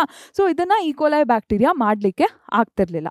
ಸೊ ಆಗ ಏನಾಯಿತು ಅಂದರೆ 1983 ಇಲೈ ಲಿಲ್ಲಿ ಅನ್ನೋ ಒಂದು ಕಂಪನಿ ಯಾವ ರೀತಿ ಇನ್ಸುಲಿನ್ನ ತಯಾರು ಮಾಡ್ತು ಅಂದರೆ, A ಚೈನ್ಗೆ ಬೇಕಾಗಿರುವಂತಹ A ಚೈನ್ಗೆ ಬೇಕಾಗಿರುವಂಥ ಮೇ ಬಿ ಜೀನ್ A ಅಂತ ಅಂದ್ಕೊಳ್ಳೋಣ, ಹಾಗೂ B ಚೈನ್ಗೆ ಬೇಕಾಗಿರುವಂತಹ ಚೈನ್ Bಗೆ ಬೇಕಾಗಿರುವಂತಹ ಜೀನ್ B, ಈ ಎರಡನ್ನು ಬೇರೆ ಬೇರೆ ಬ್ಯಾಕ್ಟೀರಿಯಾಸ್ ಅಲ್ಲಿ ಗ್ರೋ ಮಾಡಲಿಕ್ಕೆ ಶುರು ಮಾಡಿದ್ರು ಆಯ್ತಾ.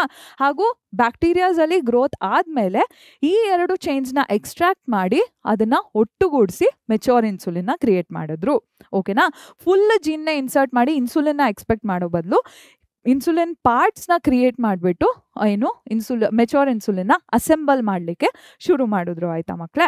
ಸೊ ಈ ರೀತಿಯ ಇನ್ಸುಲಿನ್ ಏನಿದೆ ಇದರ ನಡುವೆ ಡೈಸಲ್ಫೈಡ್ ಬ್ರಿಡ್ಜಸ್ ಕೂಡ ಕಾಣಿಸ್ತು, ಕ್ರಿಯೇಟ್ ಮಾಡಿದ್ರು. ಹಾಗೂ ಈ ಮೆಚೋರ್ ಇನ್ಸುಲಿನ್ನ ಹ್ಯೂಮನ್ಸಿಗೆ ಇಂಜೆಕ್ಟ್ ಮಾಡಲಿಕ್ಕೆ ಶುರು ಮಾಡಿದ್ರು ಆಯ್ತಾ. ಈ ಹ್ಯೂಮನ್ ಇನ್ಸುಲಿನ್ನ ಹ್ಯೂಮ್ಯೂಲಿನ್ ಅಂತ ಕೂಡ ಕರೀತಾರೆ ಆಯ್ತಾ ಮಕ್ಕಳೇ. ಓಕೆನಾ. ಓಕೆ, ಸೊ ಇಷ್ಟು ಗೊತ್ತಿರಬೇಕು ನಿಮಗೆ ಹ್ಯೂಮನ್ ಇನ್ಸುಲಿನ್ ಬಗ್ಗೆ. ನೆಕ್ಸ್ಟ್ ಜೀನ್ ಥೆರಪಿ ಬಗ್ಗೆ ಕೂಡ ಗೊತ್ತಿರಬೇಕು. ಸೊ ಒಂದಷ್ಟು ಜೆನೆಟಿಕ್ ಡಿಸಾರ್ಡರ್ಸಲ್ಲಿ ಒಂದಷ್ಟು ಹ್ಯೂಮನ್ ಬೀಯಿಂಗ್ಸಿನಲ್ಲಿ ಡಿಫೆಕ್ಟಿವ್ ಜೀನ್ಸ್ ಇರುತ್ತೆ. ಜೀನ್ಸ್ ಯಾವ ಕೆಲಸ ಮಾಡಬೇಕು ಅದನ್ನು ಮಾಡ್ತಿರಲ್ಲ ಆಯಿತಾ. ಸೊ ಇಂಥ ಹ್ಯೂಮನ್ ಬೀಯಿಂಗ್ಸಲ್ಲಿ ಏನು ಮಾಡಬೇಕು, ಹೆಲ್ದಿ ಜೀನ್ಸ್ ಏನಿದೆ, ಯಾವ ಜೀನ್ಸ್ ಫಂಕ್ಷನ್ ಆಗ್ತಿರಲ್ವೋ ಅದರ ಹೆಲ್ದಿ ವರ್ಷನ್ನ ನಾವು ಇಂಥ ಹ್ಯೂಮನ್ ಬೀಯಿಂಗ್ಸಿನ ಸೆಲ್ಸಿಗೆ ಇಂಟ್ರೊಡ್ಯೂಸ್ ಮಾಡಬೇಕಾಗಿರತ್ತೆ ಆಯಿತಾ. ಸೊ ಜೀನ್ ಥೆರಪಿ ಏನಿದೆ ಇದರ ಮೇಜರ್ ಅಪ್ಲಿಕೇಶನ್, ಒಂದು ಇಂಪಾರ್ಟೆಂಟ್ ಅಪ್ಲಿಕೇಶನ್ನ ನೀವು ಇಲ್ಲಿ ತಿಳ್ಕೊಬೇಕು. ಏನಿದು, 1990 ಒಂದು 4 ವರ್ಷದ ಮಗು, ಇವರ ಹೆಸರು ಅಶಾಂತಿ ಡಿಸಿಲ್ವಾ ಆಗಿತ್ತು ಆಯಿತಾ. ಸೊ ಈ ಮಗುವಿನಲ್ಲಿ ADA ಡೆಫಿಷಿಯನ್ಸಿ ಇತ್ತು, ಅಡಿನೋಸಿನ್ ಡಿಅಮೈನೇಸ್ ಅನ್ನೋ ಒಂದು ಎನ್ಸೈಮ್ ಏನಿದೆ ಇದು ಕ್ರಿಯೇಟ್ ಆಗ್ತಿರ್ಲಿಲ್ಲ. ಯಾಕಂದರೆ ಅದಕ್ಕೆ ಬೇಕಾಗಿರುವಂತಹ ಜೀನ್ ಏನಿದೆ ಅದು ಈ ಮಗುವಿನಲ್ಲಿ ಡಿಲೀಟ್ ಆಗಿಬಿಟ್ಟಿತ್ತು, ಮಗುವಿನ ಸೆಲ್ಸಿನಲ್ಲಿ ಡಿಲೀಟ್ ಆಗಿತ್ತು. ಸೊ ADA ಅಡಿನೋಸಿನ್ ಡಿಅಮೈನೇಸ್ ಏನಿದೆ ಅದು ಲಿಂಫೋಸೈಡ್ ಮೆಚುರೇಷನ್ಗೆ ತುಂಬ ಇಂಪಾರ್ಟೆಂಟ್, ಅಂದರೆ WBC ಏನಿದೆ ಅದರ ಮೆಚುರೇಷನ್ಗೆ ಇಂಪಾರ್ಟೆಂಟ್ ಆಗಿರುತ್ತೆ. ಸೊ ADA ಡೆಫಿಷಿಯನ್ಸಿ ಇರೋದ್ರಿಂದ WBCs ಕ್ರಿಯೇಟ್ ಆಗ್ತಿರಲ್ಲ, ಹಾಗೂ ಆ ಮಗುವಿನಲ್ಲಿ ಇಮ್ಯೂನ್ ರೆಸ್ಪಾನ್ಸ್ ಏನಿದೆ ಅದು ಕಾಂಪ್ರಮೈಸ್ ಆಗಿತ್ತು. ಆ ಮಗುವಿನ ಇಮ್ಯೂನ್ ಸಿಸ್ಟಮ್ ಸರಿಯಾಗಿ ಕೆಲಸ ಮಾಡ್ತಿರ್ಲಿಲ್ಲ. ಸೊ ಈ ಮಗುವಿಗೆ ADA ಎನ್ಸೈಮ್ ಏನಿದೆ ಅದನ್ನು ನಾವು ಹೊಸದಾಗಿ ಕೊಡಬೇಕಿತ್ತು. ಓಕೆನಾ. ಓಕೆ, ಸೊ ಇದಕ್ಕೆ 3 ರೀತಿ ಸೊಲ್ಯೂಷನ್ಸ್ ಇದೆ ಆಯಿತಾ ಮಕ್ಕಳೇ. ಏನಿದು, ಫಸ್ಟ್ ಸೊಲ್ಯೂಷನ್ ಏನಂದರೆ enzyme replacement therapy. Already create ಆಗಿರುವಂಥ ಎನ್ಸೈಮ್ನ ಬಾಡಿಗೆ ಇಂಜೆಕ್ಟ್ ಮಾಡ್ತಾ ಇರೋದು ಆಯಿತಾ. ಬಟ್ ಏನಂದರೆ ಎನ್ಸೈಮ್ ಆಬ್ವಿಯಸ್ಲಿ ಎನ್ಸೈಮಿಗೆ ತಂದೆ ಆದಂತಹ ಲೈಫ್ ಸ್ಪ್ಯಾನ್ ಇರುತ್ತೆ. ಸೊ ಇವೆಂಚುಲಿ ಆ ಎನ್ಸೈಮ್ ಏನಿದೆ ಅದು ಖಾಲಿ ಆಗಿಬಿಡುತ್ತೆ, ಹ್ಯೂಮನ್ ಬಾಡಿಯಲ್ಲಿ ಡಿಸ್ಟ್ರಾಯ್ ಆಗಿಬಿಡುತ್ತೆ. ಸೊ ಮತ್ತೆ ಎನ್ಸೈಮ್ಸ್ನ ಇಂಜೆಕ್ಟ್ ಮಾಡ್ತಾ ಇರಬೇಕು ಆಯಿತಾ. ಇನ್ನೊಂದೇನಿದು bone marrow transplantation, that is another method. So bone marrow ಅಲ್ಲೇ ಅಲ್ವಾ ಏನು ನಮ್ಮ ಏನು ಬೇಕಾಗಿರುವಂತಹ ಸೆಲ್ಸ್ ಏನಿದೆ ಕ್ರಿಯೇಟ್ ಆಗೋದು ಬೋನ್ ಮ್ಯಾರೋ ಅಲ್ಲಿ ಅಲ್ವಾ.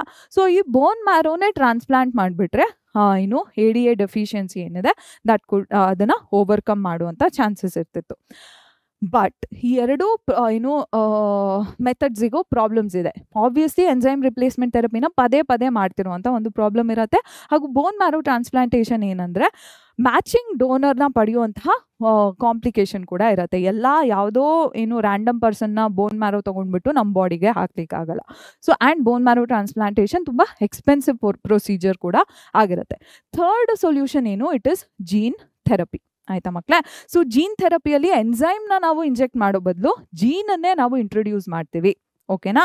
ಆ್ಯಂಡ್ ಜೀನನ್ನೇ ಇಂಟ್ರೊಡ್ಯೂಸ್ ಮಾಡೋದ್ರಿಂದ it is a more permanent cure. It is comparatively a longer term cure. ಆಯಿತಾ.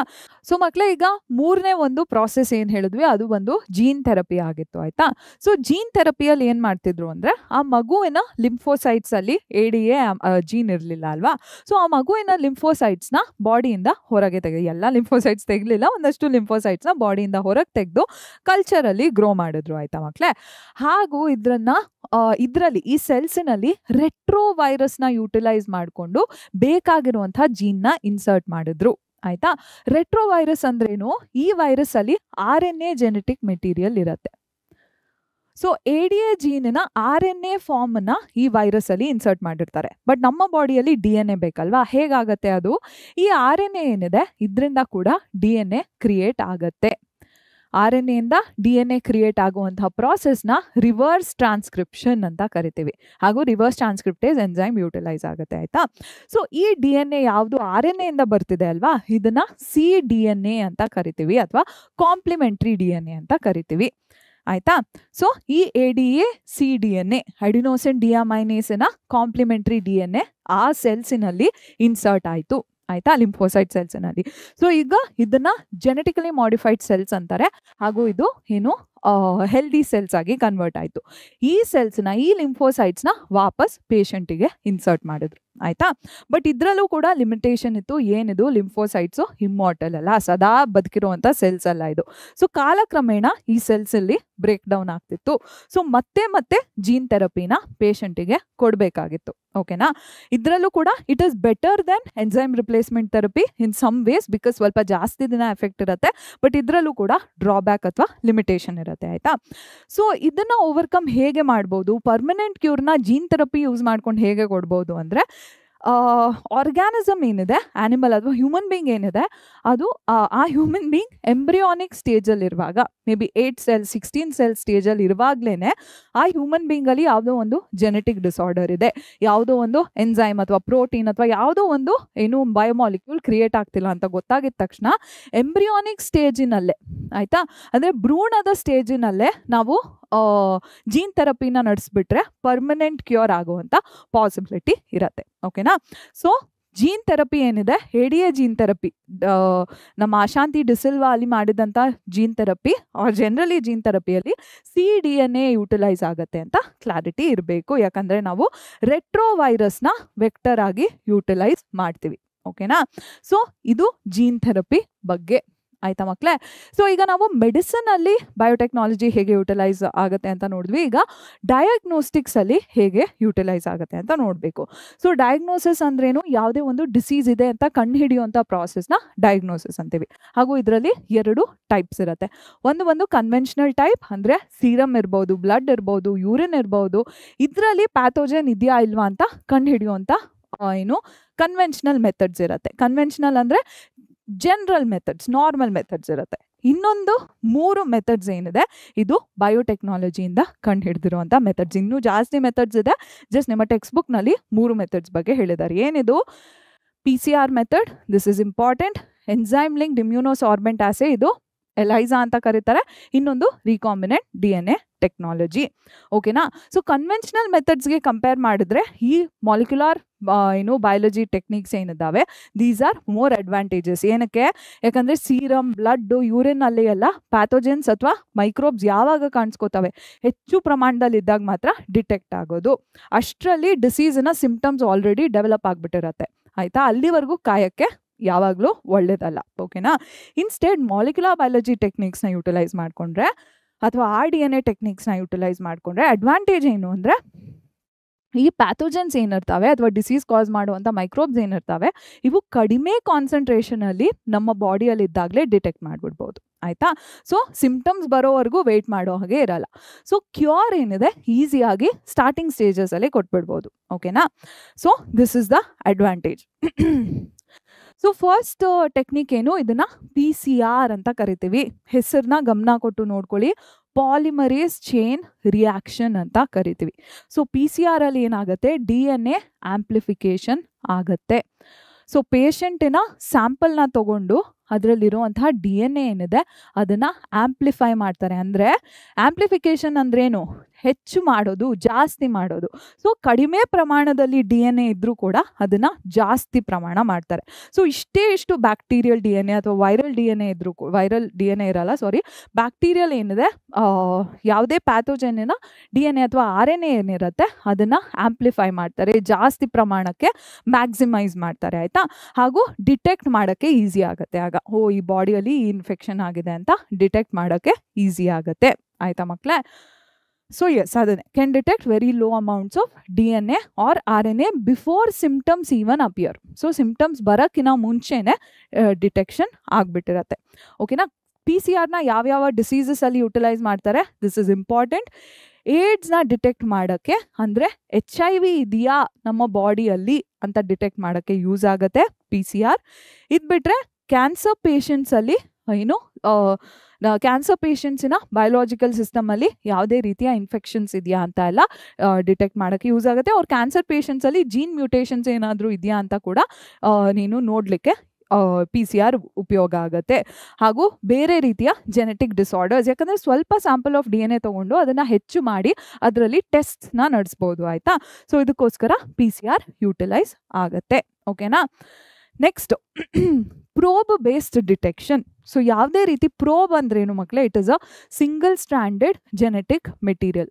ಹಾಗೂ ಇದರಲ್ಲಿ ಇದನ್ನು ಟ್ಯಾಗ್ ಮಾಡ್ತಾರೆ, ಯಾವುದೋ ಒಂದು ರೇಡಿಯೋ ಆ್ಯಕ್ಟಿವ್ ಸಬ್ಸ್ಟೆನ್ಸಿಂದ ಟ್ಯಾಗ್ ಮಾಡ್ತಾರೆ ಆಯಿತಾ. ಸೊ ಇದರ ಅಡ್ವಾಂಟೇಜ್ ಏನು ಅಂದರೆ ನಮ್ಮ ಬಾಡಿಯಲ್ಲಿ ಯಾವುದೇ ರೀತಿಯ, ಅಂದರೆ ಹ್ಯೂಮನ್ ಬಾಡೀಸಲ್ಲಿ ಯಾವುದೇ ರೀತಿಯ ಜೀನ್ ಡಿಫೆಕ್ಟ್ ಇದೆಯಾ ಅಂತ ಕಂಡುಹಿಡಲಿಕ್ಕೆ ಪ್ರಯೋಜನ ಆಗುತ್ತೆ. ಲೆಟ್ಸ್ ಸೇ ನಮ್ಮ ಬಾಡಿಯಲ್ಲಿ ಯಾವುದೋ ಒಂದು ಜೀನ್ ಸೀಕ್ವೆನ್ಸ್ ಈ ಮಾದರಿಯಲ್ಲಿ ಇರಬೇಕು, ಸಾರಿ GU ಬರಲ್ಲ, DNA ಸೀಕ್ವೆನ್ಸ್ GACT ಮಾದರಿಯಲ್ಲಿ ಇರಬೇಕು ಅಂತ ಅಂದ್ಕೊಳ್ಳಿ. ಸೊ ಪ್ರೋಬ್ ಯಾವ ರೀತಿ ತಯಾರು ಮಾಡ್ತೀವಿ ಅಂದರೆ ಕಾಂಪ್ಲಿಮೆಂಟ್ರಿ ಪ್ರೋಬ್ನ ತಯಾರು ಮಾಡ್ತೀವಿ. ಇದು ಸಿಂಗಲ್ ಸ್ಟ್ಯಾಂಡರ್ಡ್ DNA ಆಗಿರತ್ತಲ್ವಾ ಪ್ರೋಬು. ಸೊ ಇದನ್ನು ಕಾಂಪ್ಲಿಮೆಂಟ್ರಿ ಅಂದರೆ ಏನು, CTGA ಪ್ರೋಬ್ನ ತಯಾರು ಮಾಡ್ತೀವಿ. ಓಕೆನಾ? ಹಾಗೂ ಇದನ್ನು ಏನು, ಒಂದು ರೇಡಿಯೋ ಆ್ಯಕ್ಟಿವ್ ಎಲಿಮೆಂಟ್ ಒಟ್ಟಿಗೆ ಟ್ಯಾಗ್ ಮಾಡ್ತೀವಿ ಆಯಿತಾ.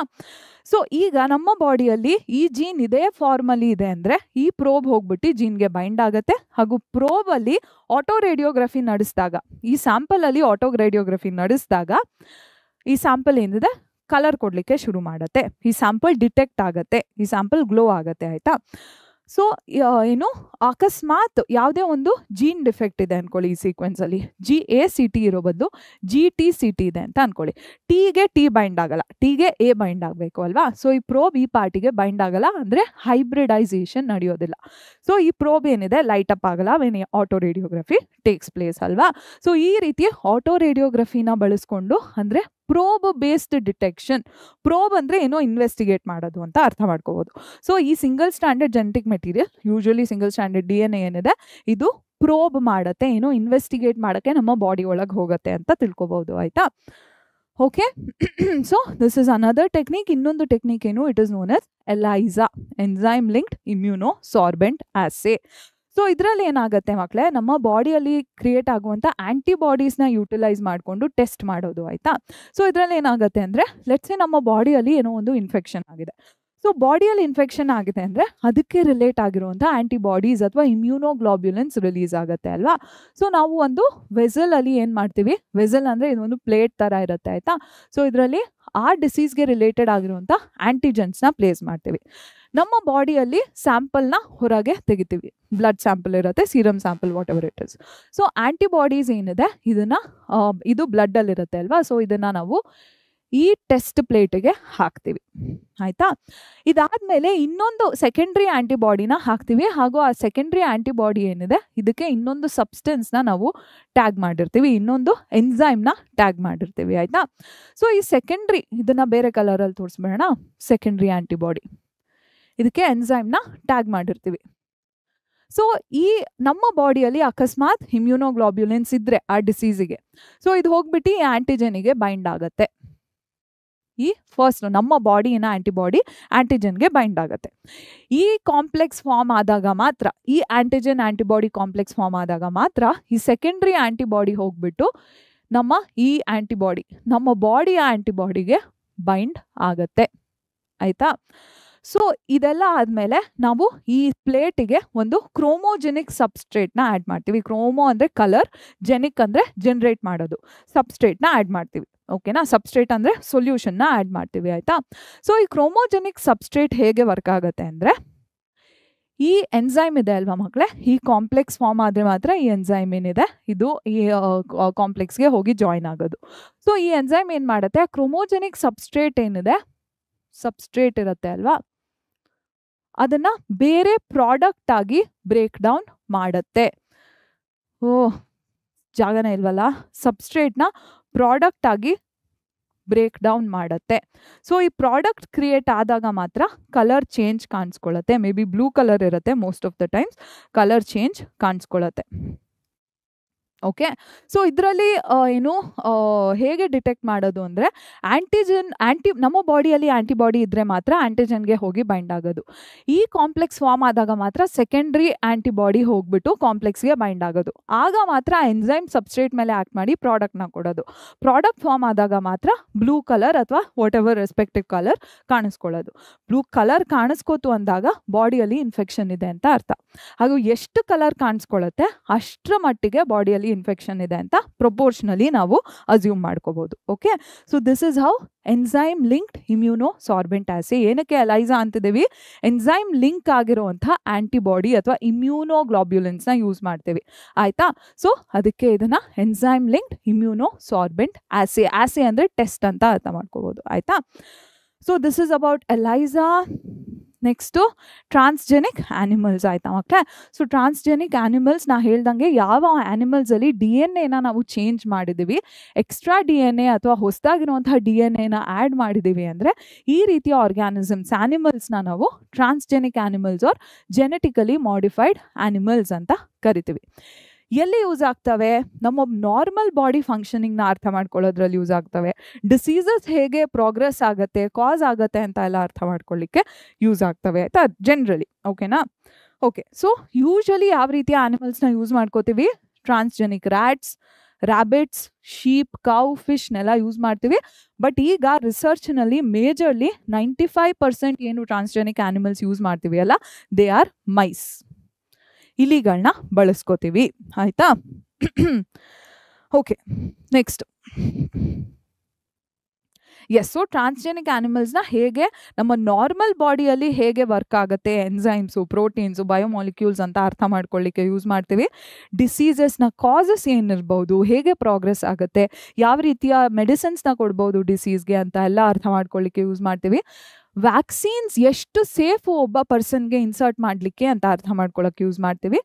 ಕೆಮಿಕಲ್ಸ್ ಯಾವುದೇ ನಾವು ಕಾಸ್ಮೆಟಿಕ್ಸ್ ಇರ್ಬೋದು, ಮೆಡಿಸಿನ್ಸ್ ಇರ್ಬೋದು, ಅಥವಾ ಏನು ಎಷ್ಟೊಂದು ರೀತಿಯ ಕೆಮಿಕಲ್ಸ್ ಬಾಡಿಗೆ ಇನ್ಸರ್ಟ್, ಸಪ್ಲಿಮೆಂಟ್ಸ್ ಇರ್ಬೋದು, ಇದೆಲ್ಲ ನಮ್ಮ ಬಾಡಿಗೆ ಹಾಕಲಿಕ್ಕೆ ಎಷ್ಟು ಸೇಫ್ ಅಂತ ಟೆಸ್ಟ್ ಮಾಡಲಿಕ್ಕೆ ಬಳಸ್ತೀವಿ. ಹಾಗೂ ಬೇರೆ ರೀತಿಯ ಬಯೋಲಾಜಿಕಲ್ ಪ್ರಾಡಕ್ಟ್ಸ್ನ ಕೂಡ ತಯಾರು ಮಾಡಲಿಕ್ಕೆ ಟ್ರಾನ್ಸ್ಜೆನಿಕ್ ಆ್ಯನಿಮಲ್ಸ್ನ ಯೂಟಿಲೈಸ್ ಮಾಡ್ತೀವಿ ಆಯಿತಾ. ಸೊ ಇಲ್ಲಿ ಮಿಲ್ಕ್ ಅಂತ ಕೊಟ್ಟಿದ್ದೀವಿ, ಯಾವ ರೀತಿಯ ಪ್ರಾಡಕ್ಟ್ ಅಂತ ನಾವು ನೆಕ್ಸ್ಟ್ ಒಂದು ಎಕ್ಸಾಂಪಲ್ ನೋಡ್ತೀವಿ. ಎಸ್, ಇಲ್ಲಿ ಒಂದು ಎಕ್ಸಾಂಪಲ್ ಕೊಟ್ಟಿದ್ದಾರೆ. ಸೊ ಹ್ಯೂಮನ್ ಬಾಡಿಯಲ್ಲಿ ಕ್ರಿಯೇಟ್ ಆಗುವಂಥ ಇನ್ಸುಲಿನ್ ಲೈಕ್ ಗ್ರೋತ್ ಫ್ಯಾಕ್ಟರ್ನ ಏನು ತಯಾರು ಮಾಡಲಿಕ್ಕೆ ನಾವು ನಮ್ಮ ಏನು ಟ್ರಾನ್ಸ್ಜೆನಿಕ್ ಮೈಸ್ನ ಯೂಸ್ ಮಾಡ್ತಿದ್ವಿ ಆಯಿತಾ. So insulin like growth factor ಏನು ಮಾಡುತ್ತೆ, ಈ ರೀತಿಯ ಬಾಡಿ ಸೆಲ್ಸ್ ಹಾಗೂ ಟಿಶ್ಯೂಸ್ ಹಾಗೂ ಆರ್ಗನ್ಸ್ ಏನಿದೆ ಇದರ ಗ್ರೋತಿನಲ್ಲಿ ಏನು ಗ್ರೋತ್ ಆಗಲಿ ಅಂತ ನೋಡ್ಕೊಳ್ಳುತ್ತೆ ಆಯಿತಾ ಮಕ್ಕಳೇ. ಓಕೆ, ಸೊ ಎಸ್, ಟ್ರಾನ್ಸ್ಜೆನಿಕ್ ಆ್ಯನಿಮಲ್ಸ್ನ ಅಪ್ಲಿಕೇಶನ್ಸ್ನ ನೋಡಿದ್ವಿ ನಾವು. ಟ್ರಾನ್ಸ್ಜೆನಿಕ್ ಆ್ಯನಿಮಲ್ಸ್ನ ಯಾವ ರೀತಿ ಏನು ಡಿಸೀಸಸಲ್ಲಿ ಏನು ಡಿಸೀಸಸ್ನ ಸ್ಟಡಿ ಮಾಡಲಿಕ್ಕೆ ಯೂಸ್ ಮಾಡ್ತೀವಿ ಅಂತ ಇಲ್ಲಿ ಕೊಟ್ಟಿದ್ದೀವಿ. ಸೊ ಕ್ಯಾನ್ಸರ್ ಸ್ಟಡಿ ಮಾಡಲಿಕ್ಕೆ ಬಳಸ್ಬೋದು, ರುಮಟಾಯ್ಡ್ ಆರ್ಥರೈಟಿಸ್ ರೀತಿಯ ಜಾಯಿಂಟ್ ರಿಲೇಟೆಡ್ ಡಿಸೀಸಸ್ನ ಸ್ಟಡಿ ಮಾಡ್ಬೋದು, ಆಲ್ಝೈಮರ್ಸ್ ಡಿಸೀಸ್ ಒಂದು neurological disease, memory based disease ಆಗಿರುತ್ತೆ ಆಯಿತಾ, ಅಲ್ಲಿ ಯೂಸ್ ಮಾಡ್ಬೋದು. ಹಾಗೂ ಸಿಸ್ಟಿಕ್ ಫೈಬ್ರೋಸಿಸ್ ಅನ್ನೋ ರೆಸ್ಪಿರೇಟರಿ ಟ್ರ್ಯಾಕ್ಟ್ ಡಿಸೀಸ್ಗೂ ಕೂಡ ಟ್ರಾನ್ಸ್ಜೆನಿಕ್ ಡಿಸೀಸ್ ಮಾಡೆಲ್ಸ್ನ ಕ್ರಿಯೇಟ್ ಮಾಡ್ಬೋದು ಆಯಿತಾ. ಈ ಡಿಸೀಸಸ್ ಬಿಕಮ್ ಇಂಪಾರ್ಟೆಂಟ್, ಸೊ ದಯವಿಟ್ಟು ನೋಡ್ಕೊಳ್ಳಿ. ಎಸ್, ನೆಕ್ಸ್ಟ್ ನಾ ಹೇಳ್ದಂಗೆ ಎಷ್ಟೊಂದು ರೀತಿಯ ಬಯೋಲಾಜಿಕಲ್ ಪ್ರಾಡಕ್ಟ್ಸ್ನ ಕೂಡ ನಾವು ಟ್ರಾನ್ಸ್ಜೆನಿಕ್ ಆ್ಯನಿಮಲ್ಸ್ನ ಬಳಸ್ಕೊಂಡು ಕ್ರಿಯೇಟ್ ಮಾಡಬಹುದು. ಎಸ್, ಸೊ ಇಲ್ಲಿ ಒಂದು ಇಂಪಾರ್ಟೆಂಟ್ ಎಕ್ಸಾಂಪಲ್ ಇದೆ, ಈವನ್ ಥ್ರೂ KCT ಲೆನ್ಸ್ ಆಯಿತಾ. ಸೊ ನಮ್ಮ ಬಾಡಿಯಲ್ಲಿ ಎಂಫೈಸೀಮಾ ಅನ್ನೋ ಒಂದು ರೆಸ್ಪಿರೇಟರಿ ಟ್ರ್ಯಾಕ್ಟ್ ಡಿಸಾರ್ಡರ್ ಆಗುತ್ತೆ ಆಯಿತಾ. ಅದರಲ್ಲಿ ಏನಾಗುತ್ತೆ ಅಂದರೆ ಆಲ್ವಿಯೋಲೈ ಗೋಡೆ ಏನಿದೆ ಇದು ಬ್ರೇಕ್ ಡೌನ್ ಆಗಲಿಕ್ಕೆ ಶುರು ಆಗುತ್ತೆ. ಹಾಗೂ ಇಲ್ಲಿ ಟ್ರಿಪ್ಸಿನ್ ಎನ್ಸೈಮ್ ಏನಿದೆ ಹೆಚ್ಚು ಮಟ್ಟಕ್ಕೆ ಕಾಣಿಸ್ಕೊಳ್ಳುತ್ತೆ ಆಯಿತಾ, ಟ್ರಿಪ್ಸಿನ್ ಜಾಸ್ತಿ ಮಟ್ಟಕ್ಕೆ ಕಾಣಿಸ್ಕೊಳ್ಳುತ್ತೆ. ಸೊ ಈ ಡಿಸೀಸ್ನ ನಾವು ಬ್ಯಾಟಲ್ ಮಾಡಬೇಕು ಅಂದರೆ ಆ್ಯಂಟಿ ಟ್ರಿಪ್ಸಿನ್ನ ಕೊಡಬೇಕು. ಆ್ಯಂಟಿ ಟ್ರಿಪ್ಸಿನ್ ಅಂದರೆ ಟ್ರಿಪ್ಸಿನ್ ಮಾಡುವಂಥ ಕೆಲಸನ ವಿರೋಧಕ ಒಂದು ಕೆಮಿಕಲ್ ಆಗಿರುತ್ತೆ ಆಯಿತಾ. ಸೊ ಏನಿದು, ಇದು ಯಾವ ಕೆಮಿಕಲ್ನ ಯೂಸ್ ಮಾಡ್ತಾರೆ, α1 ಆ್ಯಂಟಿ ಟ್ರಿಪ್ಸಿನ್ನ ಯೂಸ್ ಮಾಡ್ತಾರೆ. ಏನಕ್ಕೆ, ಎಂಫೈಸೀಮಾ ಅನ್ನೋ ಒಂದು ಡಿಸೀಸ್ನ ಬ್ಯಾಟಲ್ ಮಾಡಲಿಕ್ಕೆ. ದಿಸ್ ಇಸ್ ಇಂಪಾರ್ಟೆಂಟ್, ಸೊ ದಯವಿಟ್ಟು ನೆನ್ಪಿಟ್ಕೊಳ್ಳಿ. ಬೇರೆ ಯಾವ ಥರ ಡಿಸೀಸಸ್ನ ನಾವು ಬ್ಯಾಟಲ್ ಮಾಡ್ಬೋದು, ಫಿನೈಲ್ ಕೀಟೋನೂರಿಯಾ ಹಾಗೂ ಸಿಸ್ಟಿಕ್ ಫೈಬ್ರೋಸಿಸ್ ಡಿಸೀಸ್ನ ಕೂಡ ನಾವು ಏನು RDNA ಪ್ರಾಡಕ್ಟ್ಸ್ನ ಯುಟಿಲೈಸ್ ಮಾಡ್ಕೊಂಡು ಬ್ಯಾಟಲ್ ಮಾಡ್ಬೋದು ಆಯಿತಾ ಮಕ್ಕಳೇ. ಓಕೆ, ಎಸ್, ಸೊ ಇಲ್ಲಿ ಒಂದು ಇಂಪಾರ್ಟೆಂಟ್ ಎಕ್ಸಾಂಪಲ್, 1997 ರೋಸಿ ಅನ್ನೋ ಒಂದು ಹಸುನ ಬಳಸ್ಕೊಂಡು, ಇದು ಒಂದು ಟ್ರಾನ್ಸ್ಜೆನಿಕ್ ಹಸು ಆಗಿತ್ತು. ಸೊ ಈ ಹಸುವಿನಲ್ಲಿ ಹ್ಯೂಮನ್ ಆಲ್ಫಾ ಲ್ಯಾಕ್ಟಾಲ್ಬ್ಯೂಮಿನ್ ನ ಕ್ರಿಯೇಟ್ ಮಾಡುವಂಥ ಜೀನ್ನ ಇನ್ಸರ್ಟ್ ಮಾಡಿದ್ರು. ಇದು ಹ್ಯೂಮನ್ಗೆ ಬೇಕಾಗಿರುವಂಥ ಒಂದು ಪ್ರೋಟೀನ್ ಆಯಿತಾ. ಸೊ ಈ ಹಸು ಏನಿದೆ, ಈ ಜೀನ್ ಇನ್ಸರ್ಟ್ ಮಾಡಿದ್ಮೇಲೆ 1 ಲೀಟರ್ ಹಾಲಿನಲ್ಲಿ 2.4 ಗ್ರಾಮ್ ಪ್ರೋಟೀನ್ನ ಕೊಡ್ತಿತ್ತು.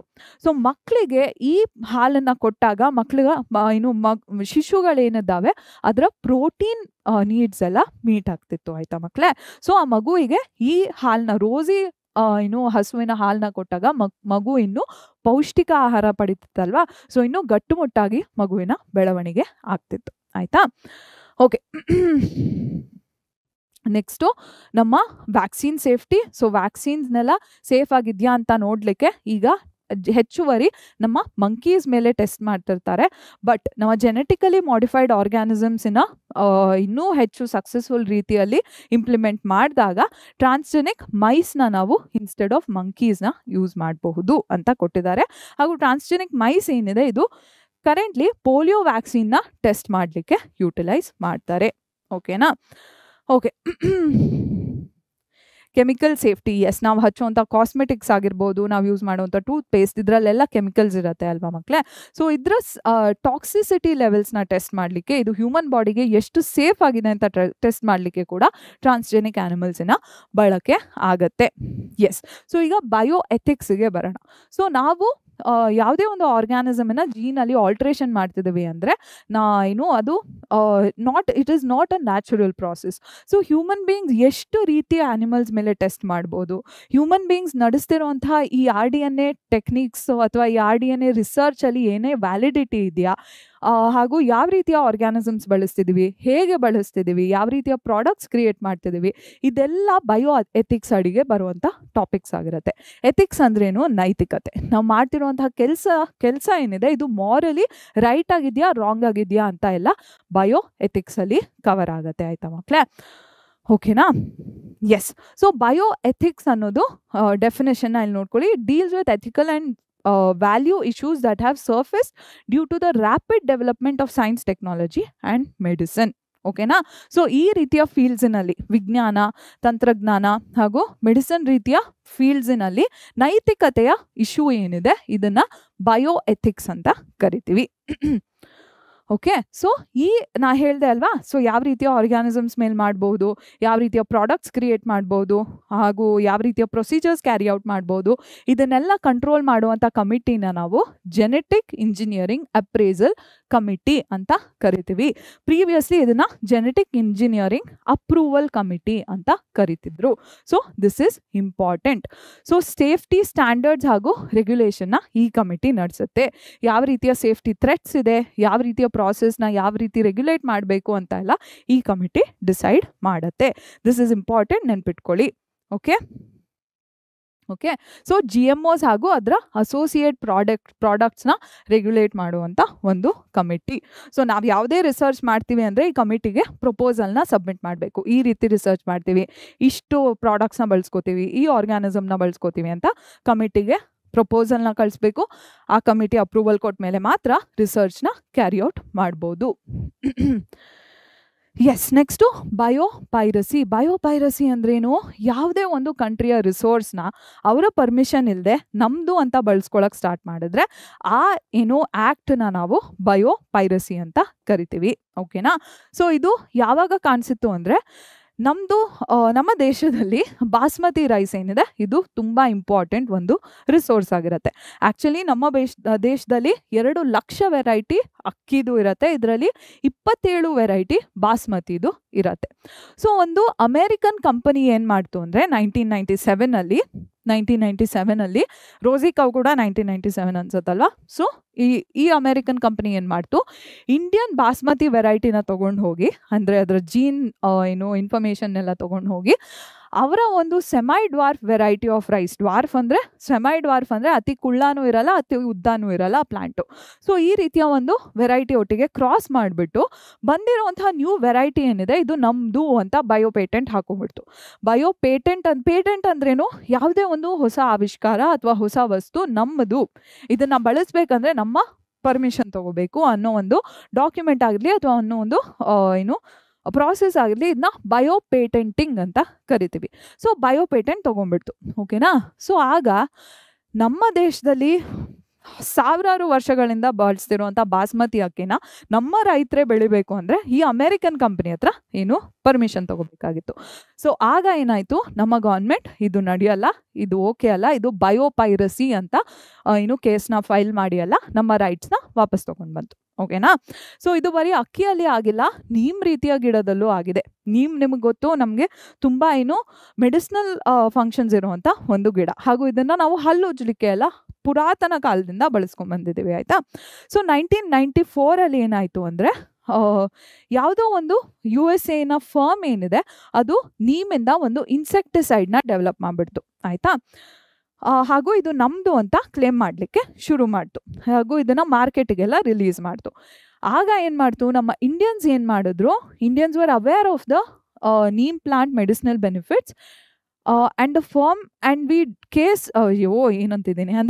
developed a product using our bioresource, and ಅದು ಬಯೋಪೈರಸಿ, ಇದು ಓಕೆ ಅಲ್ಲ, this is not okay, morally not a right thing to do ಅಂತ ನಮ್ಮ ಇಂಡಿಯನ್ಸ್ ರೆಕಗ್ನೈಸ್ ಮಾಡಿದ್ರು, ಹಾಗೂ ಈ ರೈಟ್ಸ್ನ ವಾಪಸ್ ತಗೊಳ್ಳಿಕ್ಕೆ ಪ್ರಯತ್ನ ಪಟ್ಟರು. ಆಯಿತಾ? ಇದು ಬರೀ ನೀಮಿಂದ ಅಲ್ಲ, ಟರ್ಮರಿಕ್ ಅಂದರೆ ನಾವು ಬಳಸುವಂಥ ಅರಿಶಿಣದ ಮೇಲೂ ಕೂಡ ಈ ಥರ ಒಂದು ಇಶ್ಯೂ ಕ್ರಿಯೇಟ್ ಆಗಿತ್ತು. ಆಯಿತಾ ಮಕ್ಕಳೇ? ಓಕೆ, ಪೇಟೆಂಟ್ ಬಗ್ಗೆ ಹೇಳಿದ್ವಿ. Exclusive rights obtained for a bioresource or product derived from it by an individual or a group or a country. So ಈ ಪ್ರಾಡಕ್ಟ್ ನಂದು ಅಂತ ಕ್ಲೇಮ್ ಮಾಡಲಿಕ್ಕೆ ಹೊರಗೆ ಹಾಕುವಂಥ ಡಾಕ್ಯುಮೆಂಟ್ ಅಥವಾ ಪ್ರಾಸೆಸ್ನ ಬಯೋ ಪೇಟೆಂಟ್ ಅಂತ ಕರಿತೀವಿ. ಇದು ಒಬ್ಬ ಮನುಷ್ಯನ ಪೇಟೆಂಟ್ ಆಗಿರ್ಬೋದು, ಒಂದು ಆರ್ಗನೈಸೇಷನಿನ ಪೇಟೆಂಟ್ ಆಗಬಹುದು, ಅಥವಾ ಒಂದು ಕಂಟ್ರಿಯ ಪೇಟೆಂಟ್ ಆಗಬಹುದು. ಆಯಿತಾ ಮಕ್ಕಳೇ? ಸೊ ಬಯೋಪೈರಸಿ, ಬಯೋ ಎಥಿಕ್ಸ್ ಹಾಗೂ ಬಯೋ ಪೇಟೆಂಟ್ ಏನಿದೆ ಈ ಟರ್ಮ್ಸ್ನ ನೀವು ಚೆನ್ನಾಗಿ ತಿಳ್ಕೊಬೇಕು. ಓಕೆನಾ? ಎಸ್. ಸೊ ಈ ರೀತಿಯ ಇಶ್ಯೂಸ್ನ ಡೀಲ್ ಮಾಡಲಿಕ್ಕೆ ನಮ್ಮ ಇಂಡಿಯನ್ ಪಾರ್ಲಿಮೆಂಟ್ ಏನಿದೆ ಅದು ಅದರಲ್ಲಿ ಇಂಡಿಯನ್ ಪೇಟೆಂಟ್ಸ್ ಬಿಲ್ ಅಂತ ಇರುತ್ತೆ. ಆಯಿತಾ ಮಕ್ಕಳೇ? ಸೊ ಇಂಡಿಯನ್ ಪೇಟೆಂಟ್ಸ್ ಬಿಲ್ ಏನಿದೆ ಅದರ ಸೆಕೆಂಡ್ ಅಮೆಂಡ್ಮೆಂಟ್ನ ರೀಸೆಂಟ್ಲಿ ಇಂಡಿಯನ್ ಪಾರ್ಲಿಮೆಂಟ್ ಪಾಸ್ ಮಾಡ್ತು ಆಯ್ತಾ. ಯಾಕೆ? ಬಿಕಾಸ್ ಈ ರೀತಿಯ ರೆಗ್ಯುಲೇಷನ್ಸ್ ಏನಿದಾವೆ ಇದನ್ನ ಕಾನ್ಸ್ಟೆಂಟ್ಲಿ ಚೇಂಜ್ ಮಾಡ್ತಾ ಇರಬೇಕು. ಯಾಕಂದ್ರೆ ಹೊಸ ರೀತಿಯ ಬಯೋ ಎಥಿಕ್ಸ್ ಇಶ್ಯೂಸ್ ಏನಿದೆ ಕ್ರಿಯೇಟ್ ಆಗ್ತಾ ಇರುತ್ತೆ. ಸೊ ಆ ಇಶ್ಯೂಸ್ನ ಫೇಸ್ ಮಾಡಲಿಕ್ಕೆ ಈ ರೀತಿಯ ಬಿಲ್ಸ್ನ ಕಾನ್ಸ್ಟೆಂಟ್ಲಿ ನಾವು ಚೇಂಜ್ ಮಾಡ್ತಾ ಇರಬೇಕು. ಚೇಂಜ್ ಅಂದರೆ ಒಂದಷ್ಟು ರೆಗ್ಯುಲೇಷನ್ಸ್ ಅಂದರೆ ಒಂದಷ್ಟು ಮಾಡಿಫಿಕೇಶನ್ಸ್ನ ತರ್ತಾ ಇರಬೇಕು ಈ ರೀತಿಯ ಬಿಲ್ಸಿನಲ್ಲಿ ಆಯ್ತಾ. ಓಕೆ ಮಕ್ಕಳೇ, ಸೊ ಈಗ ನಿಮ್ಮ KCET ಕ್ವೆಶನ್ಸ್ನ ನಾವು ಸಾಲ್ವ್ ಮಾಡಲಿಕ್ಕೆ ಶುರು ಮಾಡೋಣ. ಸೊ 2020 ಈ ಚಾಪ್ಟರಿಂದ ಕೇಳಿರುವಂಥ ಒಂದು ಪ್ರಶ್ನೆ ಇದು. ಯಾವುದಿದು? ಮೊದಲನೇ ಪ್ರಶ್ನೆ. Nowadays the early diagnosis of bacterial or viral infection in human is possible by. So ಈ ಟೆಕ್ನಿಕ್ಸ್ನ ಕೊಟ್ಟಿದ್ದಾರೆ. CT computer tomography scan, serum analyser, DNA sequencer ಹಾಗೂ PCR ಟೆಕ್ನಿಕ್ಸ್ನ ಕೊಟ್ಟಿದ್ದಾರೆ ಆಯ್ತಾ. ಸೊ ಅರ್ಲಿ ಡಯಾಗ್ನೋಸಿಸ್ ಅಲ್ಲಿ 3 ಟೆಕ್ನಿಕ್ ಇಂಪಾರ್ಟೆಂಟ್ ಆಗುತ್ತೆ ಅಂತ ನಿಮ್ಮ ಟೆಕ್ಸ್ಟ್ ಬುಕ್ ಅಲ್ಲಿ ಮೆನ್ಷನ್ ಮಾಡಿದ್ರು ಅಲ್ವಾ. ಯಾವ್ದದು? Radiography, probe based autoradiography, ELISA ಹಾಗೂ ಲಾಸ್ಟ್ ಒನ್ ಏನು? PCR, polymerase chain reaction. So ನಾ ಹೇಳ್ದೆ ಕಡಿಮೆ ಪ್ರಮಾಣದ ಪ್ಯಾಥೋಜನ್ ಜೆನೆಟಿಕ್ ಮೆಟೀರಿಯಲ್ ನಮ್ಮ ಬಾಡಿಯಲ್ಲಿ ಇದ್ರೂ ಅದನ್ನು ಎಕ್ಸ್ಟ್ರಾಕ್ಟ್ ಮಾಡಿ ಅದನ್ನು ಆ ಜೆನೆಟಿಕ್ ಮೆಟೀರಿಯಲ್ನ ಆಂಪ್ಲಿಫೈ ಮಾಡ್ಬೋದು using PCR, polymerase chain reaction ಆಯ್ತಾ ಮಕ್ಕಳೇ. ಓಕೆನಾ? So this is the correct option. D, PCR is the correct option. Okay. Next, Taq polymerase that finds its application in PCR is obtained from. So this is important. PCR ಏನಿದೆ ಇದರಲ್ಲಿ temperatures ಅತಿ ಹೆಚ್ಚು ಮಟ್ಟಕ್ಕೆ ಹೋಗುತ್ತೆ. So ಈ temperatures ಅಲ್ಲಿ enzyme survive ಆಗಬೇಕು ಅಂದರೆ ತುಂಬ ಪರ್ಟಿಕ್ಯುಲರ್ ಎನ್ಸೈಮ್ಸ್ನ ನಾವು ಯೂಸ್ ಮಾಡಬೇಕು. ಸೊ ಟ್ಯಾಕ್ ಪಾಲಿಮರೇಸ್ ಅಂದ್ರೇನು? ಇದು ಥರ್ಮಸ್ ಅಕ್ವೇಟಿಕಸ್ ಅನ್ನೋ ಒಂದು ಮೈಕ್ರೋಬಿಂದ ಬ್ಯಾಕ್ಟೀರಿಯಾದಿಂದ ತೆಗೆಯುವಂಥ ಒಂದು ಎನ್ಸೈಮ್ ಆಯ್ತಾ. ಹಾಗೂ ಈ ಥರ್ಮಸ್ ಅಕ್ವೇಟಿಕಸ್ ಏನಿದೆ ಇದು ವಾಲ್ಕೆನೋ ಅಲ್ಲಿ ಎಲ್ಲ ಸಿಗುವಂಥ ಒಂದು ಬ್ಯಾಕ್ಟೀರಿಯಾ ಆಗಿರುತ್ತೆ. ಸೊ ಈ ಟ್ಯಾಕ್ ಪಾಲಿಮರೇಸ್ ಹೈ ಟೆಂಪರೇಚರ್ ಅಲ್ಲಿ ಕೂಡ ವರ್ಕ್ ಮಾಡುವಂಥ ಒಂದು ಎನ್ಸೈಮ್ ಆಗಿರುತ್ತೆ ಆಯ್ತಾ. ಸೊ ಥರ್ಮಸ್ ಅಕ್ವೇಟಿಕಸ್ ಏನಿದೆ ಇದರಿಂದ ಟ್ಯಾಕ್ ಪಾಲಿಮರೇಸ್ನ ಒಬ್ಟೇನ್ ಮಾಡ್ತೀವಿ. Okay. Rapid antigen test and RT-PCR are 2 diagnosis tests for COVID-19 virus. PCR, a molecular diagnostic tool, stands for. So COVID-19ನ ಡಿಟೆಕ್ಟ್ ಮಾಡಲಿಕ್ಕೆ ನಾವು ರಿವರ್ಸ್ ಟ್ರಾನ್ಸ್ಕ್ರಿಪ್ಟೇಸ್ PCR ಹಾಗೂ ರ್ಯಾಪಿಡ್ ಆಂಟಿಜೆನ್ ಟೆಸ್ಟ್ನ ಬಳಸ್ಕೋತಿದ್ವಿ. ಸೊ PCR ಫುಲ್ ಫಾರ್ಮ್ ಏನು ಅಂತ ಕೇಳ್ತಿದ್ದಾರೆ. ಏನು ಹೇಳಿದೆ? Polymerase is the enzyme that is used ಹಾಗೂ DNA ಚೈನ್ ಅಥವಾ RNA ಚೈನ್ನ ನಾವು ಆಂಪ್ಲಿಫೈ ಮಾಡ್ತಿದ್ದೀವಿ. So the correct answer is polymerase chain reaction ಆಯ್ತಾ. It is not reagent, not physiological chain reaction or physiological chain reagent. It is polymerase chain reaction. Okay. Next, which of the following diagnostic tools allows the detection of very low concentration of bacterium or virus by amplifying their nucleic acid? ಈಗ ತಾನೇ ಹೇಳ್ದೆ ಏನು? Polymerase chain reaction ಅಂತ. Okay. So genetic ಮೆಟೀರಿಯಲ್ನ increase ಮಾಡತ್ತೆ, amplify ಮಾಡತ್ತೆ. ಓಕೆನಾ? ಯಾವ ಟೆಕ್ನಿಕ್ನಲ್ಲಿ? ಪಾಲಿಮರೇಸ್ ಚೈನ್ ರಿಯಾಕ್ಷನಲ್ಲಿ. Silencing of a gene could be achieved through the use of. Okay, so ಇದು ಇಂಪಾರ್ಟೆಂಟ್ ಆಗುತ್ತೆ ಮಕ್ಕಳೇ. ಸೊ RNA ಇಂಟರ್ಫಿಯರೆನ್ಸ್ ಏನಿದೆ ಇದರಲ್ಲಿ ಏನಾಗುತ್ತೆ ಅಂದರೆ RNAನ ತಗೊಂಡು ನಾವು ಒಂದು siRNAನ ಕ್ರಿಯೇಟ್ ಮಾಡ್ತೀವಿ ಆಯ್ತಾ. ಶಾರ್ಟ್ ಇಂಟರ್ಫಿಯರಿಂಗ್ RNAನ ಕ್ರಿಯೇಟ್ ಮಾಡ್ತೀವಿ. ಸೊ ಈ siRNA ಏನಿದೆ ಇದನ್ನ ಡೈಸರ್ ಅನ್ನೋ ಒಂದು ಎನ್ಸೈಮ್ ಈ RNA ಮೇಲೆ ಆಕ್ಟ್ ಮಾಡುತ್ತೆ ಹಾಗೂ ಸ್ಮಾಲ್ ಪೀಸಸ್ ಆಗಿ ಕನ್ವರ್ಟ್ ಆದಮೇಲೆ ಮಿಸ್ಕ್ ಅನ್ನೋ ಒಂದು ಕಾಂಪ್ಲೆಕ್ಸ್ ಬಂದು RNA ಸೈಲೆನ್ಸಿಂಗ್ನ ಕ್ಯಾರಿ ಔಟ್ ಮಾಡೋಕ್ಕೆ ಹೆಲ್ಪ್ ಮಾಡುತ್ತೆ ಆಯ್ತಾ.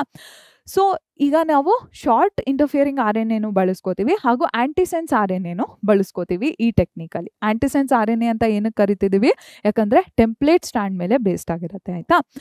So yes, both these techniques are used. So the answer is by both A and B. Both these techniques andre both these RNAs are used in the process ಆಯ್ತಾ. Okay. Next ಆಲ್ಫಾ-1 ಆಂಟಿಟ್ರಿಪ್ಸಿನ್ ಏನು? ನಾ ಏನು ಹೇಳಿದೆ? ಆಲ್ಫಾ-1 trypsin ಬಂದು ಒಂದು enzyme ಆಗಿರುತ್ತೆ ಅಲ್ವಾ. So ಟ್ರಿಪ್ಸಿನ್ನ against work ಮಾಡುವಂಥ ಆಲ್ಫಾ-1 ಆಂಟಿಟ್ರಿಪ್ಸಿನ್ ಆಗಿರುತ್ತೆ. ಸೊ ಏನ್ನ ಟ್ರೀಟ್ ಮಾಡೋಕ್ಕೆ ಯೂಸ್ ಮಾಡ್ತೀವಿ? It's not antacid, it's not an enzyme. Trypsin is an enzyme but not alpha one antitrypsin, and it is not use to treat arthritis, it is use to treat emphysema. Okay. Okay.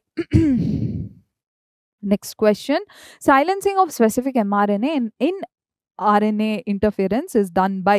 So ಯಾವ ರೀತಿಯ RNA ನ use ಮಾಡ್ತೀವಿ mRNA ನ silence ಮಾಡಲಿಕ್ಕೆ? Tobacco ಅಲ್ಲಿ nematode infection ಆಗುತ್ತೆ ಅಂತ ಎಲ್ಲ ಹೇಳಿದೆ ಅಲ್ವಾ. ಸೊ ಯಾವ ರೀತಿಯ RNA ಯೂಸ್ ಆಗುತ್ತೆ? ಡಬಲ್ ಸ್ಟ್ರಾಂಡೆಡ್ RNA ಯೂಸ್ ಆಗುತ್ತೆ, dsRNA ಯುಟಿಲೈಸ್ ಆಗುತ್ತೆ. ಓಕೆ, ನೆಕ್ಸ್ಟ್ ಕ್ವೆಶನ್ ಏನು? Cry1AC ಏನನ್ನ ಕಂಟ್ರೋಲ್ ಮಾಡುತ್ತೆ ಅಂತ ಕೇಳಿದ್ದಾರೆ. ಸೊ Cry1AC ಹಾಗೂ Cry2AB ಏನನ್ನ ಕಂಟ್ರೋಲ್ ಮಾಡುತ್ತೆ?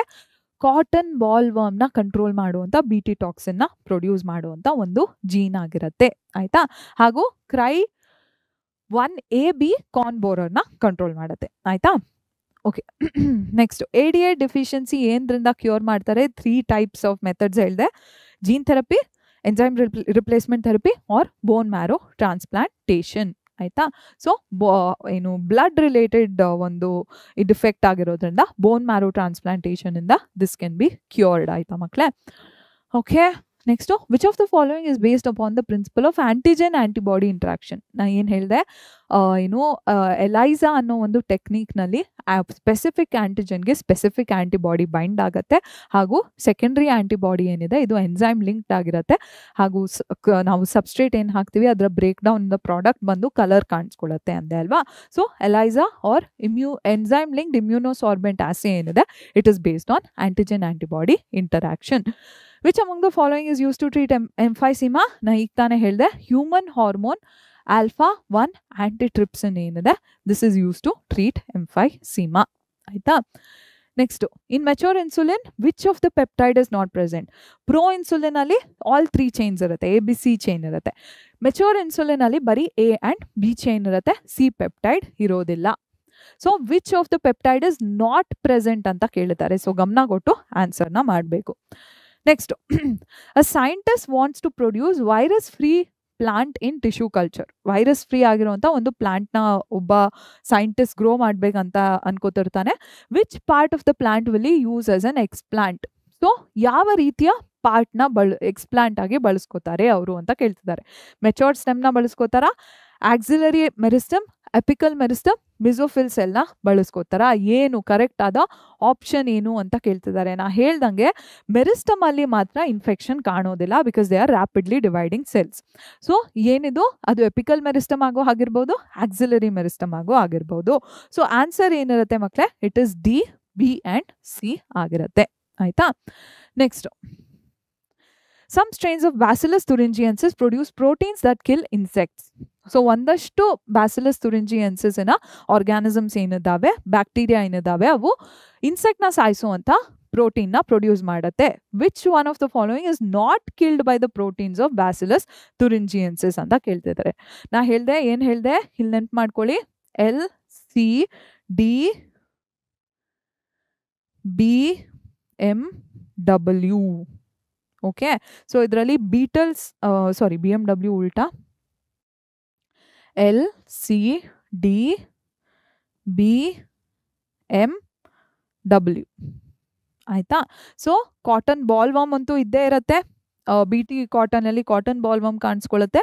ಟೊಬ್ಯಾಕೋ ಬಡ್ ವರ್ಮ್ ಹಾಗೂ ಆರ್ಮಿ ವರ್ಮ್ ಏನಿದೆ ಲೆಪಿಡಾಪ್ಟರನ್ಸ್ ಆಗಿರ್ತವೆ. So even these two are killed. Tapeworm ಏನಿದೆ ಇದು ಕಿಲ್ ಆಗಲ್ಲ ಯೂಸಿಂಗ್ BT ಟಾಕ್ಸಿನ್, ಆಯ್ತಾ ಮಕ್ಕಳೇ. So B is the correct option. Okay ಮಕ್ಕಳೇ, ಸೊ ಬಯೋಟೆಕ್ನಾಲಜಿ ಆ್ಯಂಡ್ ಅಪ್ಲಿಕೇಶನ್ಸ್ನ ರಿಲೇಟೆಡ್ KCET ಕ್ವೆಶನ್ಸ್ನ ಕೂಡ ನಾವು ಸಾಲ್ವ್ ಮಾಡಿದ್ದೀವಿ. ಎಲ್ಲ ಕಾನ್ಸೆಪ್ಟ್ ನಿಮಗೆ ಕ್ಲಿಯರ್ ಆಗಿ ಅರ್ಥ ಆಯಿತು ಅಂತ ನಾನು ಅನ್ಕೋತಿದ್ದೀನಿ. ಅರ್ಥ ಆಗಿಲ್ಲ ಅಂದರೆ ದಯವಿಟ್ಟು ಒನ್ ಶಾರ್ಟ್ ವಿಡಿಯೋನ ಹೋಗಿ ವಾಚ್ ಮಾಡಿ, ಆಯಿತಾ. ಹಾಗೂ ಈ ವಿಡಿಯೋ ಬಗ್ಗೆ ನಿಮ್ಗೆ ಏನೇ ಇಷ್ಟ ಆಗದೇ ಇದ್ರು ಕಾಮೆಂಟ್ ಸೆಕ್ಷನಲ್ಲಿ ಮೆನ್ಷನ್ ಮಾಡೋದನ್ನ ಮರಿಬೇಡಿ, ಆಯಿತಾ ಮಕ್ಕಳೇ.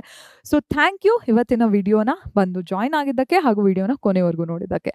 ಹಾಗೂ ನಾನು ನಿಮ್ಮನ್ನು ನೆಕ್ಸ್ಟು ಮೀಟ್ ಆಗಬಹುದು, ಆಗದೇ ಇರ್ಬೋದು, but I hope I'll meet you some time soon. So thank you so much and I'll see you in the next video.